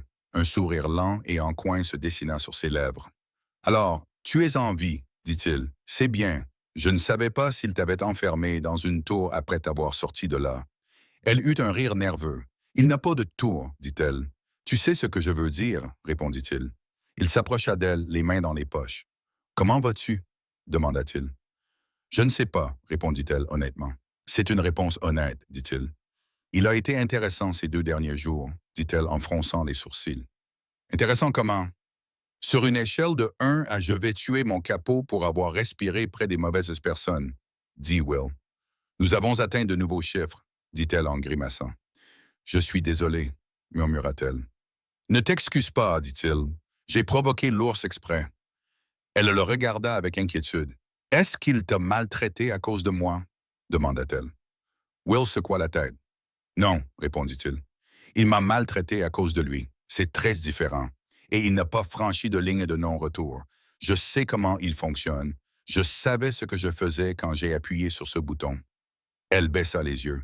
Je lui ai tout dit, murmura-t-elle, à propos de toi, de mes sentiments. Du reste. Je sais, dit Will d'un ton sec. J'étais là quand j'ai transformé ta vie amoureuse en sujet de conversation. Elle gémit doucement, se couvrant le visage d'une main. Je voulais disparaître, dit-elle. Tu t'en es bien sorti, dit-il. Mieux que nous deux, pour être honnête. Elle baissa la main. Et toi? Demanda-t-elle. Tu voulais que ce soit un rendez-vous. Je t'ai essentiellement utilisé pour dire adieu à quelque chose qui n'avait jamais commencé. Il sourit, mais son sourire était plus doux maintenant. Je ne voulais pas que ce soit un rendez-vous par pitié, dit-il. Je voulais que ce soit réel, mais je savais aussi, quelque part dans mon esprit embrumé, que ton cœur était déjà plein. J'espérais juste qu'il y aurait peut-être une petite place. Ses yeux se remplirent de culpabilité. Will, détends-toi, dit-il calmement. Je ne suis pas brisé. Je ne vais pas me saouler à mort à cause de toi. J'ai vu pire. J'ai survécu à pire. Elle expira. Y a-t-il quelque chose que je puisse faire pour que ce soit moins bizarre? Demanda-t-elle. Il réfléchit un instant. Oui, dit-il. Ne disparais pas quand tu me croises dans le couloir. Ne me traite pas comme si j'étais une erreur. Ne fais pas comme si nous avions vécu un grand drame. Nous avons dîné ensemble. Tu as dit la vérité. C'est tout. Elle acquiesça, soulagée, les épaules se détendant. Je peux le faire, dit-elle. Il l'observa un instant. Il te l'a dit? Demanda soudain Will. Lui a dit quoi? Répondit-elle. Ce qu'il ressent, dit Will. Elle hésita. Oui, admit-elle, il me l'a dit. Pas tout. Pas avec tous les mots que j'aurais voulu entendre, mais suffisamment. Et il t'a embrassé, dit Will. Son ton était neutre. Ses joues rougirent. Comment le sais-tu? Demanda-t-elle. Will haussa un sourcil. Tu crois vraiment qu'il t'a traîné dans son appartement secret et qu'il t'a ramené dans cet état pour te serrer la main? Elle cligna des yeux. Son appartement secret, répéta-t-elle. Il ricana. Bien sûr qu'il t'a emmené là-bas, dit-il. Il se croit subtil. Elle écarquilla les yeux. Tu connaissais cet endroit? Demanda-t-elle. Je connais tous ces refuges, répondit Will. Je suis Mademoiselle Capo. C'est mon travail. Elle fronça les sourcils. Alors pourquoi l'as-tu laissé agir comme si m'emmener là-bas était un acte interdit? Demanda-t-elle. Parce que pour lui, ça l'était, répondit simplement Will. Il n'y va avec personne. Il y dort quand le manoir est trop bruyant ou trop vide. Une sensation de chaleur envahit sa poitrine. Lisa ajouta d'un ton plus sérieux, tu dois savoir quelque chose, non pas pour te compliquer la vie, mais parce que tu mérites de le savoir. Elle se raidit légèrement. Qu'est-ce que c'est? Demanda-t-elle. Il jeta un coup d'œil autour de lui. Le couloir était vide. Tu penses qu'il n'est que ton patron, dit Will. Tu penses qu'il ne se soucie de toi que parce que tu gères sa maison. Mais il y a plus. Elle fronça les sourcils. Plus quoi? Demanda-t-elle. Tu sais pour les frais médicaux de ta sœur? Demanda-t-il doucement. Son cœur se serra. Comment tu sais ça? Murmura-t-elle. Parce que c'est moi qui transfère une partie de l'argent, répondit-il. Tu penses que ces réductions étaient un geste de charité?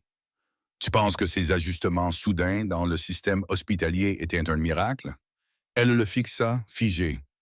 Que veux-tu dire? Demanda-t-elle. Je veux dire qu'il paye depuis des années ce que ton assurance ne couvre pas, dit Will doucement, via un autre compte afin que tu ne vois son nom nulle part. Sa gorge se serra. Ce n'est pas vrai. Elle respira. Will soutint son regard. Il a commencé la semaine après que tu aies demandé à Mme Collins de faire des heures supplémentaires. Il a dit, on dirait que tu n'as pas dormi depuis des jours. Il m'a appelé dans son bureau, a jeté un dossier sur le bureau et m'a dit, règle ça, elle ne demande pas d'aide. Je ne veux pas qu'elle s'inquiète à nouveau à ce sujet. Les yeux de Lisa se rempliront de larmes. Il n'a jamais rien dit, murmura-t-elle. Il ne le faisait pas pour être remercié, dit Will. Il le faisait parce qu'il est complètement amoureux de toi et refuse de l'admettre clairement. Une larme coula sur sa joue, puis une autre. Will fouilla dans sa veste et lui tendit un mouchoir. Il a également refusé 2 offres d'emploi dont tu n'avais même pas connaissance, ajouta-t-il avec désinvolture. Elle leva les yeux, stupéfaite. Quoi? Demanda-t-elle d'une voix rauque. Un contact d'une autre famille t'a demandé si tu serais disposé à gérer leur foyer. Will répondit, meilleur salaire, autre ville.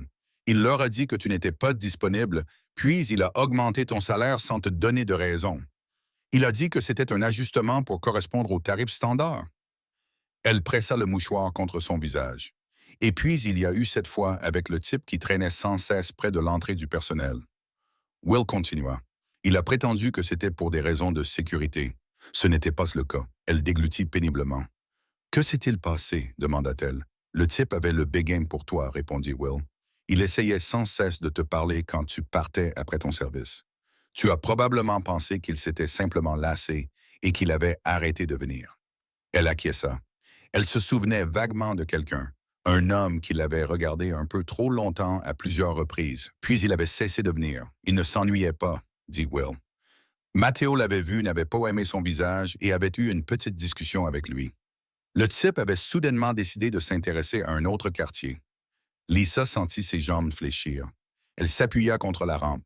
« C'est lui qui a fait tout ça, » murmura-t-elle. « Et moi qui pensais que je n'étais qu'une commodité. » Will sourit, mais sans aucune moquerie, seulement une sorte de compréhension tranquille.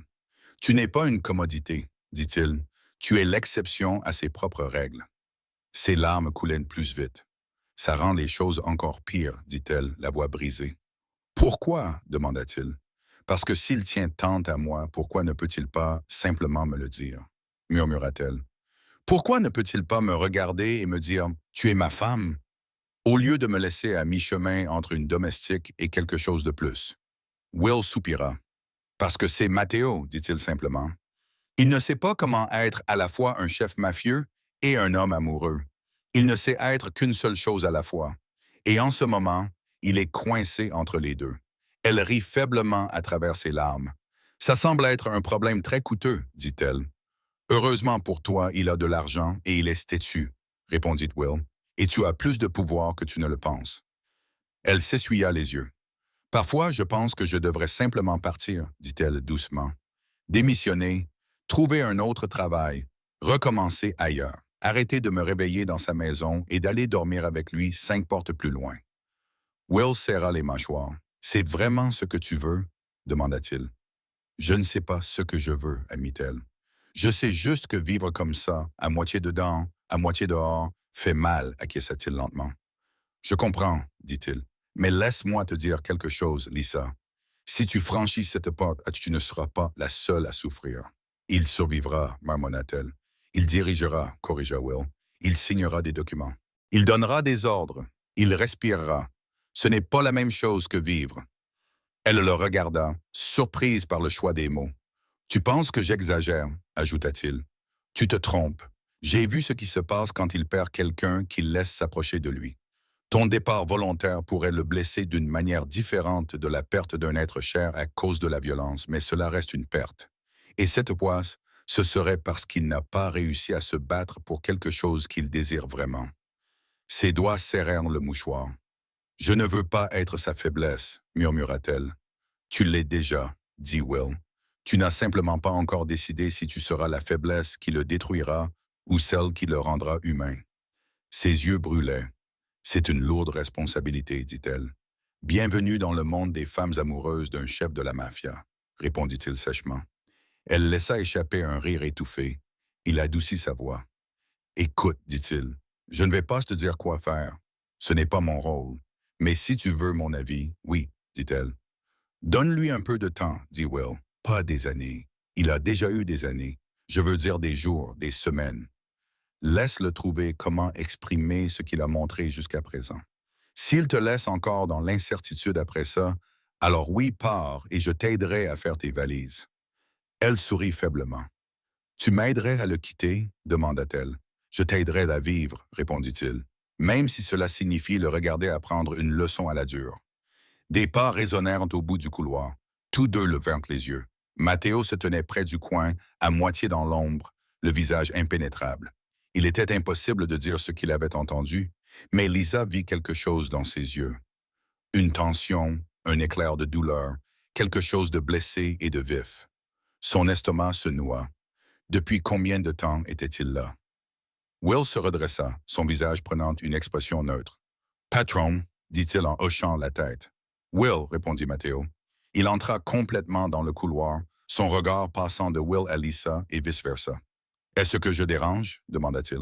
« Oui, » répondit Will sans hésiter. « Nous étions en train de parler de vous. » Lisa lui lança un regard. Les lèvres de Matteo tremblèrent légèrement, mais son regard resta impassible. « J'ai besoin de vous dans mon bureau, » dit-il à Will.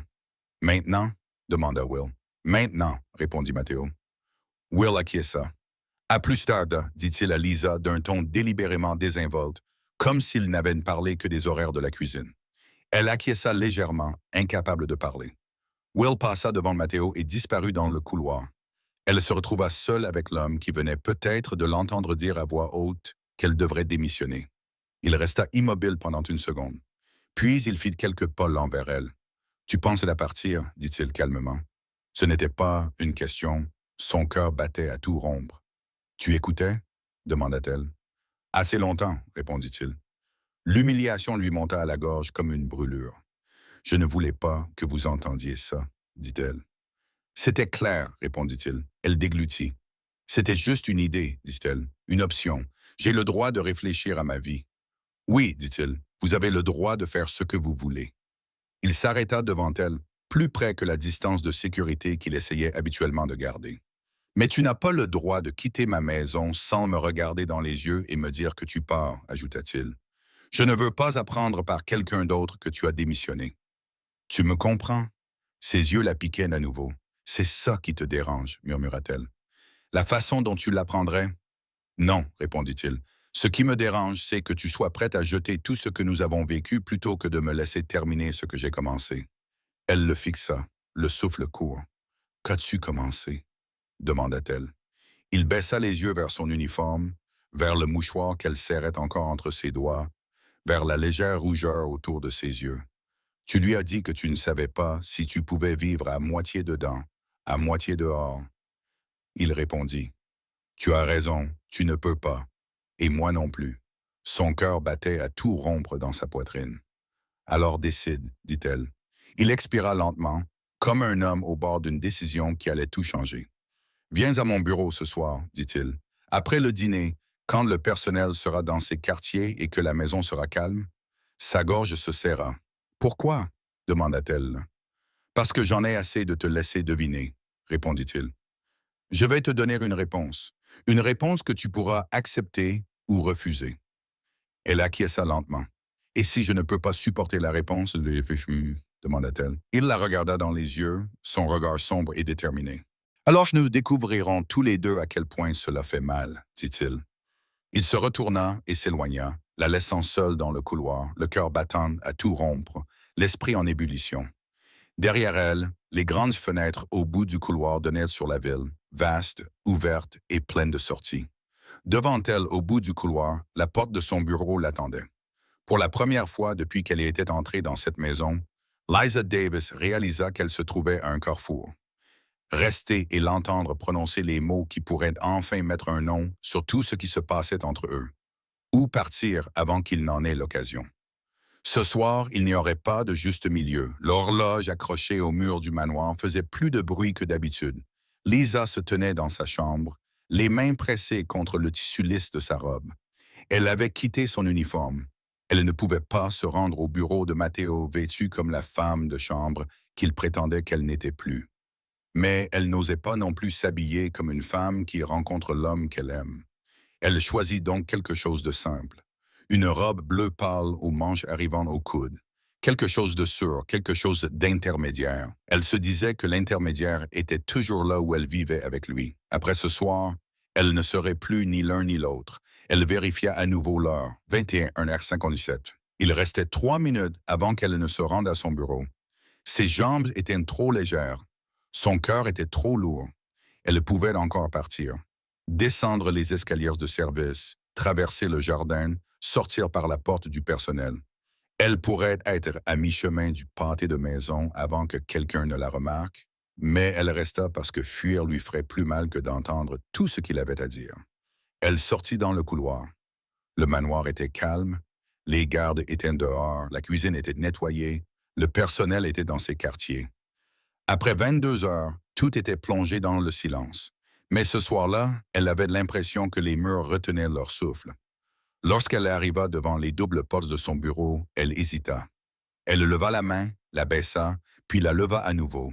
Les portes s'ouvrirent d'elles-mêmes. Matteo se tenait à l'intérieur. Il ne portait pas de veste, juste une chemise gris anthracite, les manches retroussées, les 2 premiers boutons défaits. Sa cravate était posée sur une chaise oubliée. Ses cheveux étaient légèrement ébouriffés, comme lorsqu'il les avait trop souvent passés entre ses doigts. Il avait attendu et s'était inquiété. Il resta silencieux un instant, la regardant lentement, de son visage à sa robe, puis à nouveau dans les yeux, comme s'il voulait la mémoriser avant même de commencer à parler. « Alors entre, dit-il d'une voix bassiste. Elle entra. Les portes se refermèrent derrière elle dans un cliquetis sourd. Soudain, elle prit conscience de chaque centimètre carré de la pièce, de la lampe tamisée sur la table d'angle, de la légère odeur de cuir et de son eau de Cologne, du verre de whisky intact sur le bureau. La fenêtre derrière lui donnait sur la ville et ses minuscules lumières scintillantes. Il la regardait comme s'il essayait de lire dans ses pensées. « J'ai presque cru que tu ne viendrais pas, » dit-il doucement. « J'ai failli ne pas venir, » répondit-elle honnêtement. « Pourquoi es-tu venu ?» demanda-t-il. Elle prit une profonde inspiration. « Parce que partir sans entendre ta réponse aurait été pire que tout ce que tu aurais pu dire. » Son regard s'adoucit. Il hocha la tête une fois. « Assieds-toi, dit-il. » Elle ne le fit pas. Au lieu de cela, elle demanda. « Tu veux que je m'assoie ?» Il hésita. « Non, admit-il. Je veux que tu restes debout. Je veux te regarder pendant que je te dis ça. » Elle déglutit. Il contourna le bureau et s'arrêta devant elle, mais pas trop près. Assez près pour parler. Pas assez pour qu'elle puisse s'enfuir. « Tu m'as posé une question, dit-il. Et je n'ai pas répondu. Je m'en souviens, murmura-t-elle, tandis qu'il serrait les mâchoires. « Es-tu ma domestique, dit-il lentement. Ou ma femme? » Elle retint son souffle. Il fit un pas vers elle. « Tu ne peux pas être les deux, dit-il. Pas pour moi, plus maintenant. » Elle sentait son pouls battre dans ses doigts. « Alors qui suis-je? » demanda-t-elle. Son regard s'assombrit. « Je te veux comme ma femme, dit-il. Pas comme ma domestique, pas comme mon employé, pas comme quelqu'un qui se tient 3 pas derrière moi. Je te veux avec moi. » Sa poitrine se serra douloureusement. Mais il n'avait pas fini. Il fit un autre pas, suffisamment proche pour qu'elle sente sa chaleur. « Je ne l'ai pas dit plus tôt parce que j'avais peur, dit-il. Peur de te perdre comme j'ai perdu les autres. Peur de t'entraîner dans mon monde et de le voir te briser. Peur qu'aimer toi détruise les parties de toi dont j'ai besoin intactes. Elle cligna des yeux pour retenir ses larmes. Mais j'ai plus peur de te perdre parce que je n'ai rien dit. Il continua. J'ai plus peur de me réveiller un jour et de réaliser que tu es parti parce que j'ai passé des années à te faire sentir invisible. Elle secoua la tête. Je ne me suis jamais senti invisible. Si tu l'étais, dit-il, tu as juste appris à mieux le cacher que je n'ai appris à le voir. Sa lèvre trembla. Il tendit lentement la main, lui laissant le temps de s'éloigner si elle le souhaitait, et posa sa main sur sa joue. Elle se pencha vers lui. Je ne peux pas te protéger de tout, murmura-t-il. Mais je peux t'aimer plus que je n'ai jamais aimé personne, si tu me le permettes. Elle posa sa main sur la sienne. J'ai passé des années à t'aimer en silence, murmura-t-elle. Je ne veux plus de silence. Il expira longuement. Alors reste, dit-il. Pour cette nuit, demanda-t-elle. Pour toutes les nuits, répondit-il. Ses yeux se brouillèrent. Et mon travail, murmura-t-elle. Nous changerons les rôles, dit-il. Tu ne travailleras pas sous mes ordres. Tu resteras ici, mais pas en tant que membre du personnel. Peu m'importe ce que cela coûtera. Peu m'importe qui remettra cela en question. Il déglutit, la voix désormais plus basse. Je tiens à toi. Une larme coula sur sa joue. Matteo. Il essuya lentement la larme. Il y a autre chose, dit-il. Tu dois savoir ça. Elle retint son souffle. Il se dirigea vers son bureau, ouvrit un tiroir et en sortit un petit dossier noir. Il revint vers elle et le lui tendit sans toucher ses mains. Qu'est-ce que c'est? Demanda-t-elle. Une preuve, répondit-il simplement, de tout ce que j'ai fait sans te le dire. Elle l'ouvrit. Facture, virement, évaluation de sécurité, rapport, relevé d'hôpital pour sa sœur, ajustement des salaires du personnel, note manuscrite, ordre courts et direct. Occupe-toi de ça. Elle n'a pas besoin de savoir. Comble le manque à gagner de l'assurance. Renforce la sécurité autour de l'entrée du personnel. Refuse l'offre. Elle ne quittera pas cette maison. Elle n'a pas mangé aujourd'hui. Rappelez-le lui discrètement. Sa vision se brouilla. Elle ferma le dossier et le serra contre sa poitrine. Tu as fait tout ça derrière mon dos, murmura-t-elle. Il passa une main dans ses cheveux, les épaules crispées par la tension. Oui, répondit-il, parce que je ne voulais pas que tu penses que tu me devais quelque chose. Parce que t'aimer en silence était la seule façon que je connaissais. Elle fit un pas chancelant vers lui. Et maintenant, demanda-t-elle. Il la regarda sans aucune réserve. Maintenant, dit-il, je veux t'aimer à voix haute. Son cœur se brisa. Elle s'approcha de lui, comblant les derniers centimètres qui les séparaient. Il inspira brusquement lorsqu'elle toucha sa poitrine, ses doigts tremblants s'agrippant à sa chemise. « Redis-le, murmura-t-elle. Il souleva doucement son menton avec ses doigts. « Tu es ma femme, murmura-t-il, si tu le veux. » Elle ferma les yeux, les larmes coulant librement. « Je le veux, murmura-t-elle. » Il ne l'embrassa pas tout de suite. Il prit son visage entre ses mains, ses pouces effleurant ses joues, comme pour lui donner une dernière chance de l'arrêter. Elle ne le fit pas. Elle se mit sur la pointe des pieds. Il vint à sa rencontre. Le baiser fut lent, rien à voir avec celui, désespéré, dans l'appartement. Celui-ci était empreint de certitude, d'intention, d'une promesse. Ses mains glissèrent envers sa taille, ses doigts s'emmêlèrent dans sa chemise. Il la serra contre lui jusqu'à ce que leur corps ne fasse plus qu'un, jusqu'à ce qu'elle se fonde en lui comme si elle avait toujours été destinée à être là. Il l'embrassa comme s'il avait été affamé pendant des années. Elle l'embrassa comme si elle était enfin rentrée chez elle. Quand ils se séparèrent, essoufflés, les fronts touchants, il murmura contre ses lèvres. « Je ne te laisserai pas partir. »« Tant mieux, murmura-t-elle en retour. Je n'avais pas l'intention de partir. » Il sourit, petite, réelle, rien que pour elle. Il recula juste assez pour atteindre sa poche arrière. Quand sa main revint, elle tenait une petite clé en argent. « Qu'est-ce que c'est? » demanda-t-elle doucement. « La clé de mon appartement privé, » répondit-il. « Celui où personne ne va jamais. Celui où tu es la seule à être entrée. » Elle retint son souffle. « Pourquoi me la donnes-tu? » murmura-t-elle. « Parce que tu n'es plus à mi-chemin, » répondit-il. « Tu es avec moi. » Il plaça la clé dans sa main et referma ses doigts autour. « Et quoi qu'il arrive ensuite, » ajouta-t-il doucement, « nous ferons face ensemble. » Elle serra la clé dans sa main. Son avenir venait de changer. Plus de silence, plus de demi-mesure, Plus de devinettes. Elle l'avait choisi et il l'avait choisi en retour. On frappa à la porte du bureau. Matteo se raidit. Lisa se retourna juste au moment où Will entra sans attendre d'y être invité. Il s'arrêta net en les voyant debout, si proches l'un de l'autre, la poitrine de Lisa contre celle de Matteo, la clé dans sa main. Eh bien, dit lentement Will en haussant un sourcil, je suppose que cela signifie que nous redéfinissons les limites du lieu de travail. Matteo marmonna quelque chose entre ses dents. Lisa rougit, le cœur battant à tout rompre. L'expression de Will devint plus sérieuse. « Je suis venu vous avertir, dit-il à Matteo. Nous avons un problème. » La main de Matteo se referma instinctivement sur celle de Lisa. « Que s'est-il passé ?» demanda Matteo. Will les regarda tous les deux.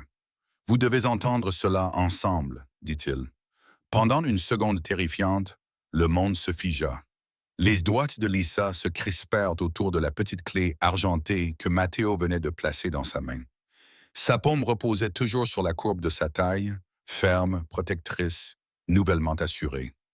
Will se tenait à la porte du bureau, les sourcils levés, l'expression oscillant entre l'amusement et l'inquiétude. Matteo ne bougeait pas, Lisa non plus. Seul son cœur battait, si fort qu'il résonnait dans ses oreilles. Will rompit le silence le premier. « Détendez-vous, dit-il en levant légèrement les deux mains. Ce n'est pas une crise.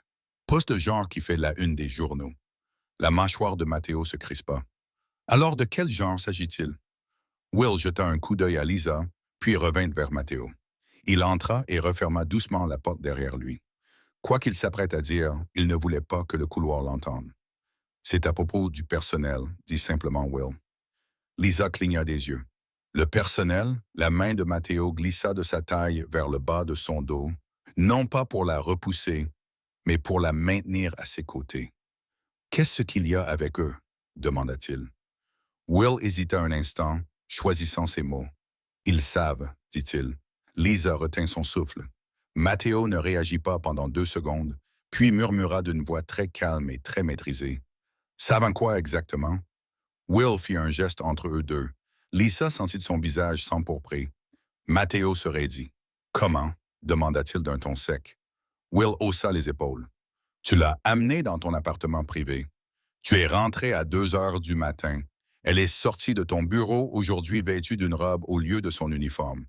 Tu as touché ses cheveux dans le couloir. » Il marqua une pause.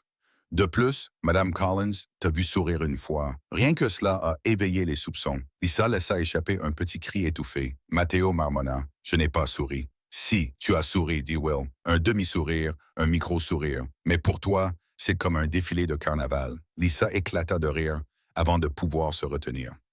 Matteo lui lança un regard sévère, mais ses yeux s'adoucirent dès qu'il vit son sourire. Will écarta les bras. « Le personnel fait des paris. »« Des paris », répéta Matteo, horrifié. Lisa couvrit sa bouche. Will acquiesça. « Quand tu vas l'officialiser, » murmura Lisa, mortifiée. « Oh mon Dieu !» Matteo expira lentement. « Que pense-t-il exactement? »« Il pense, » répondit Will, « que tu es amoureux d'elle. » Matteo ouvrit la bouche, la referma, puis l'ouvrit à nouveau. Aucun mot ne sortit. Le cœur de Lisa bondit, les yeux écarquillés. Will haussa un sourcil. « Dois-je les corriger? » Matteo se tourna vers Lisa. Elle ne riait plus. Elle le regardait avec une douceur qui touchait des endroits qu'il n'avait jamais laissé personne toucher. Il n'a pas détourné le regard. « Non, » répondit Matteo doucement, sans quitter Lisa du regard. « Ne les corrige pas, » sourit Will légèrement. « Bien, ça m'évite d'avoir à le faire. » Les joues de Lisa s'échauffèrent, son pouce s'accéléra. Ce moment lui semblait à la fois fragile et énorme. « Mais ce n'est pas pour ça que je suis venu, » ajouta Will, en s'approchant d'un ton plus sérieux. « J'ai pensé que vous deviez le savoir avant que les rumeurs n'atteignent votre bureau demain. »« Et Matteo m'a encouragé, » dit Will en s'appuyant contre le bord d'une chaise. « Et le personnel est heureux pour elle, » dit-il simplement. « Pour vous deux, il n'y a ni ressentiment, ni jalousie. Ils aiment vraiment ça. » Lisa cligna rapidement des yeux. « Ils aiment ça ?» demanda-t-elle incrédule. Will acquiesça. « Vous êtes bonne avec eux. Vous êtes juste. Vous travaillez plus dur que quiconque. Ils veulent que vous soyez heureuse. Et tout le monde voit comment ils vous regardent. Donc ce n'est pas vraiment surprenant. » Les yeux de Matteo se posèrent à nouveau sur Lisa. Ses lèvres s'incurvèrent, et timides et chaleureuses, et quelque chose se serra dans sa gorge. Will se leva de sa chaise. Sur ce, je vais me coucher. Je suis épuisé d'avoir dû vous soutenir émotionnellement tous les deux pendant une semaine. Il ouvrit la porte à moitié, puis jeta un coup d'œil en arrière.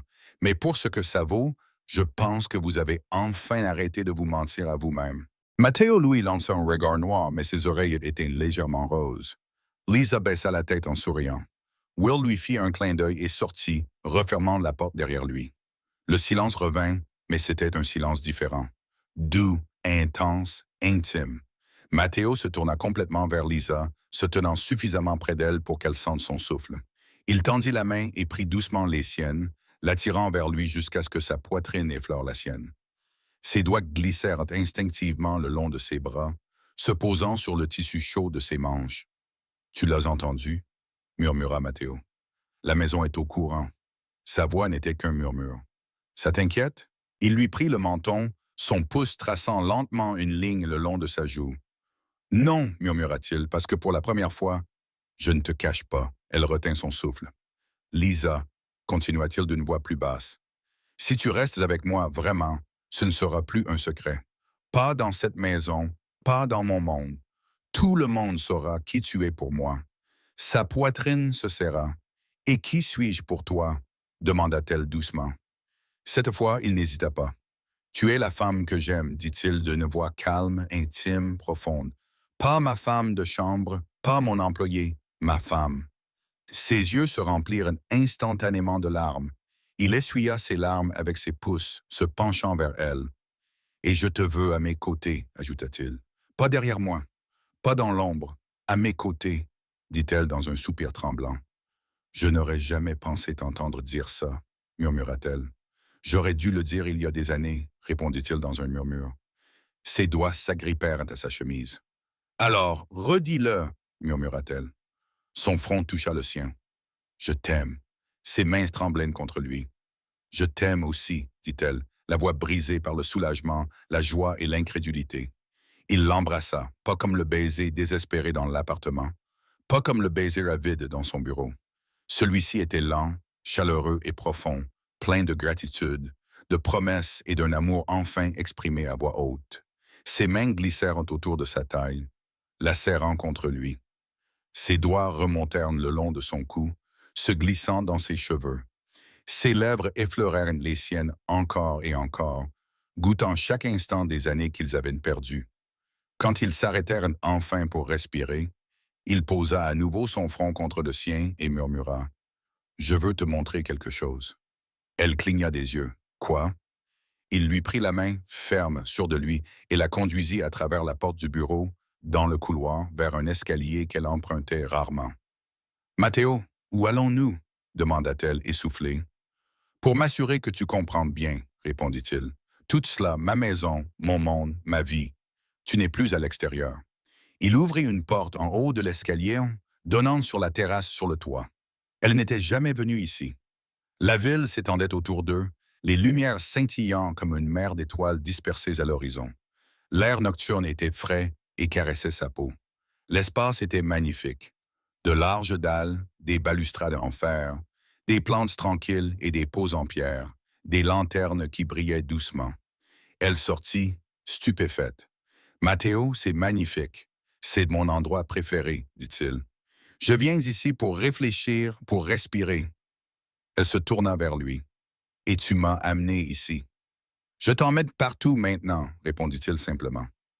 Elle le déglutit péniblement. Il s'approcha d'elle et s'arrêta derrière elle, près de la balustrade. Il enroula ses bras autour de sa taille, l'attira contre lui et posa son menton sur son épaule. Le vent de la ville soulevait ses cheveux, sa chaleur l'enveloppait. Pour la première fois, tout semblait parfait, naturel, inévitable. « Lisa » murmura-t-il près de son oreille, d'une voix douce et rauque. « Cette vie est compliquée, mais t'aimer, ça, c'est facile. » Elle ferma les yeux, se laissant fondre contre lui. « Je ne veux pas que ce soit facile, » murmura-t-elle. « Je te veux, toi. » Il la serra plus fort dans ses bras, laissant échapper un soupir discret. À moitié du soulagement, à moitié quelque chose de plus profond. « Alors tu m'as, » dit-il, « pas en morceaux, pas en silence, tout entier. » Elle se retourna dans ses bras, ses mains glissant sur son torse. Il l'embrassa à nouveau, lentement, chaleureusement, sans hâte, et le monde autour d'eux s'évanouit dans le néant. Après un long moment, elle interrompit le baiser et murmura contre ses lèvres. Alors, que se passe-t-il maintenant? Il sourit légèrement, passant un doigt sous son menton. Maintenant, dit-il, nous arrêtons de vivre à moitié. Son cœur battit la chamade. Et demain? Demanda-t-elle. Demain, murmura-t-il, tout le monde saura que tu es à moi. Elle rit doucement, essoufflée. Et que diront-ils? Ils diront. Il la serra à nouveau contre lui, ses lèvres près de son oreille. Que Matteo Regini avait enfin vu juste sur un point. Elle sourit contre son épaule, chaleureuse, en sécurité, aimée. Et en dessous d'eux, la ville brillait. Au-dessus d'eux, le ciel s'étendait, vaste et ouvert. Entre eux, les derniers murs étaient tombés. Lisa Davis n'était plus la femme de chambre du manoir. Elle était la femme que le parrain de la mafia aimait avec toute l'intensité, le dévouement et la tendresse qu'il avait autrefois essayé si fort d'enfouir. Et cette fois, il ne laisserait pas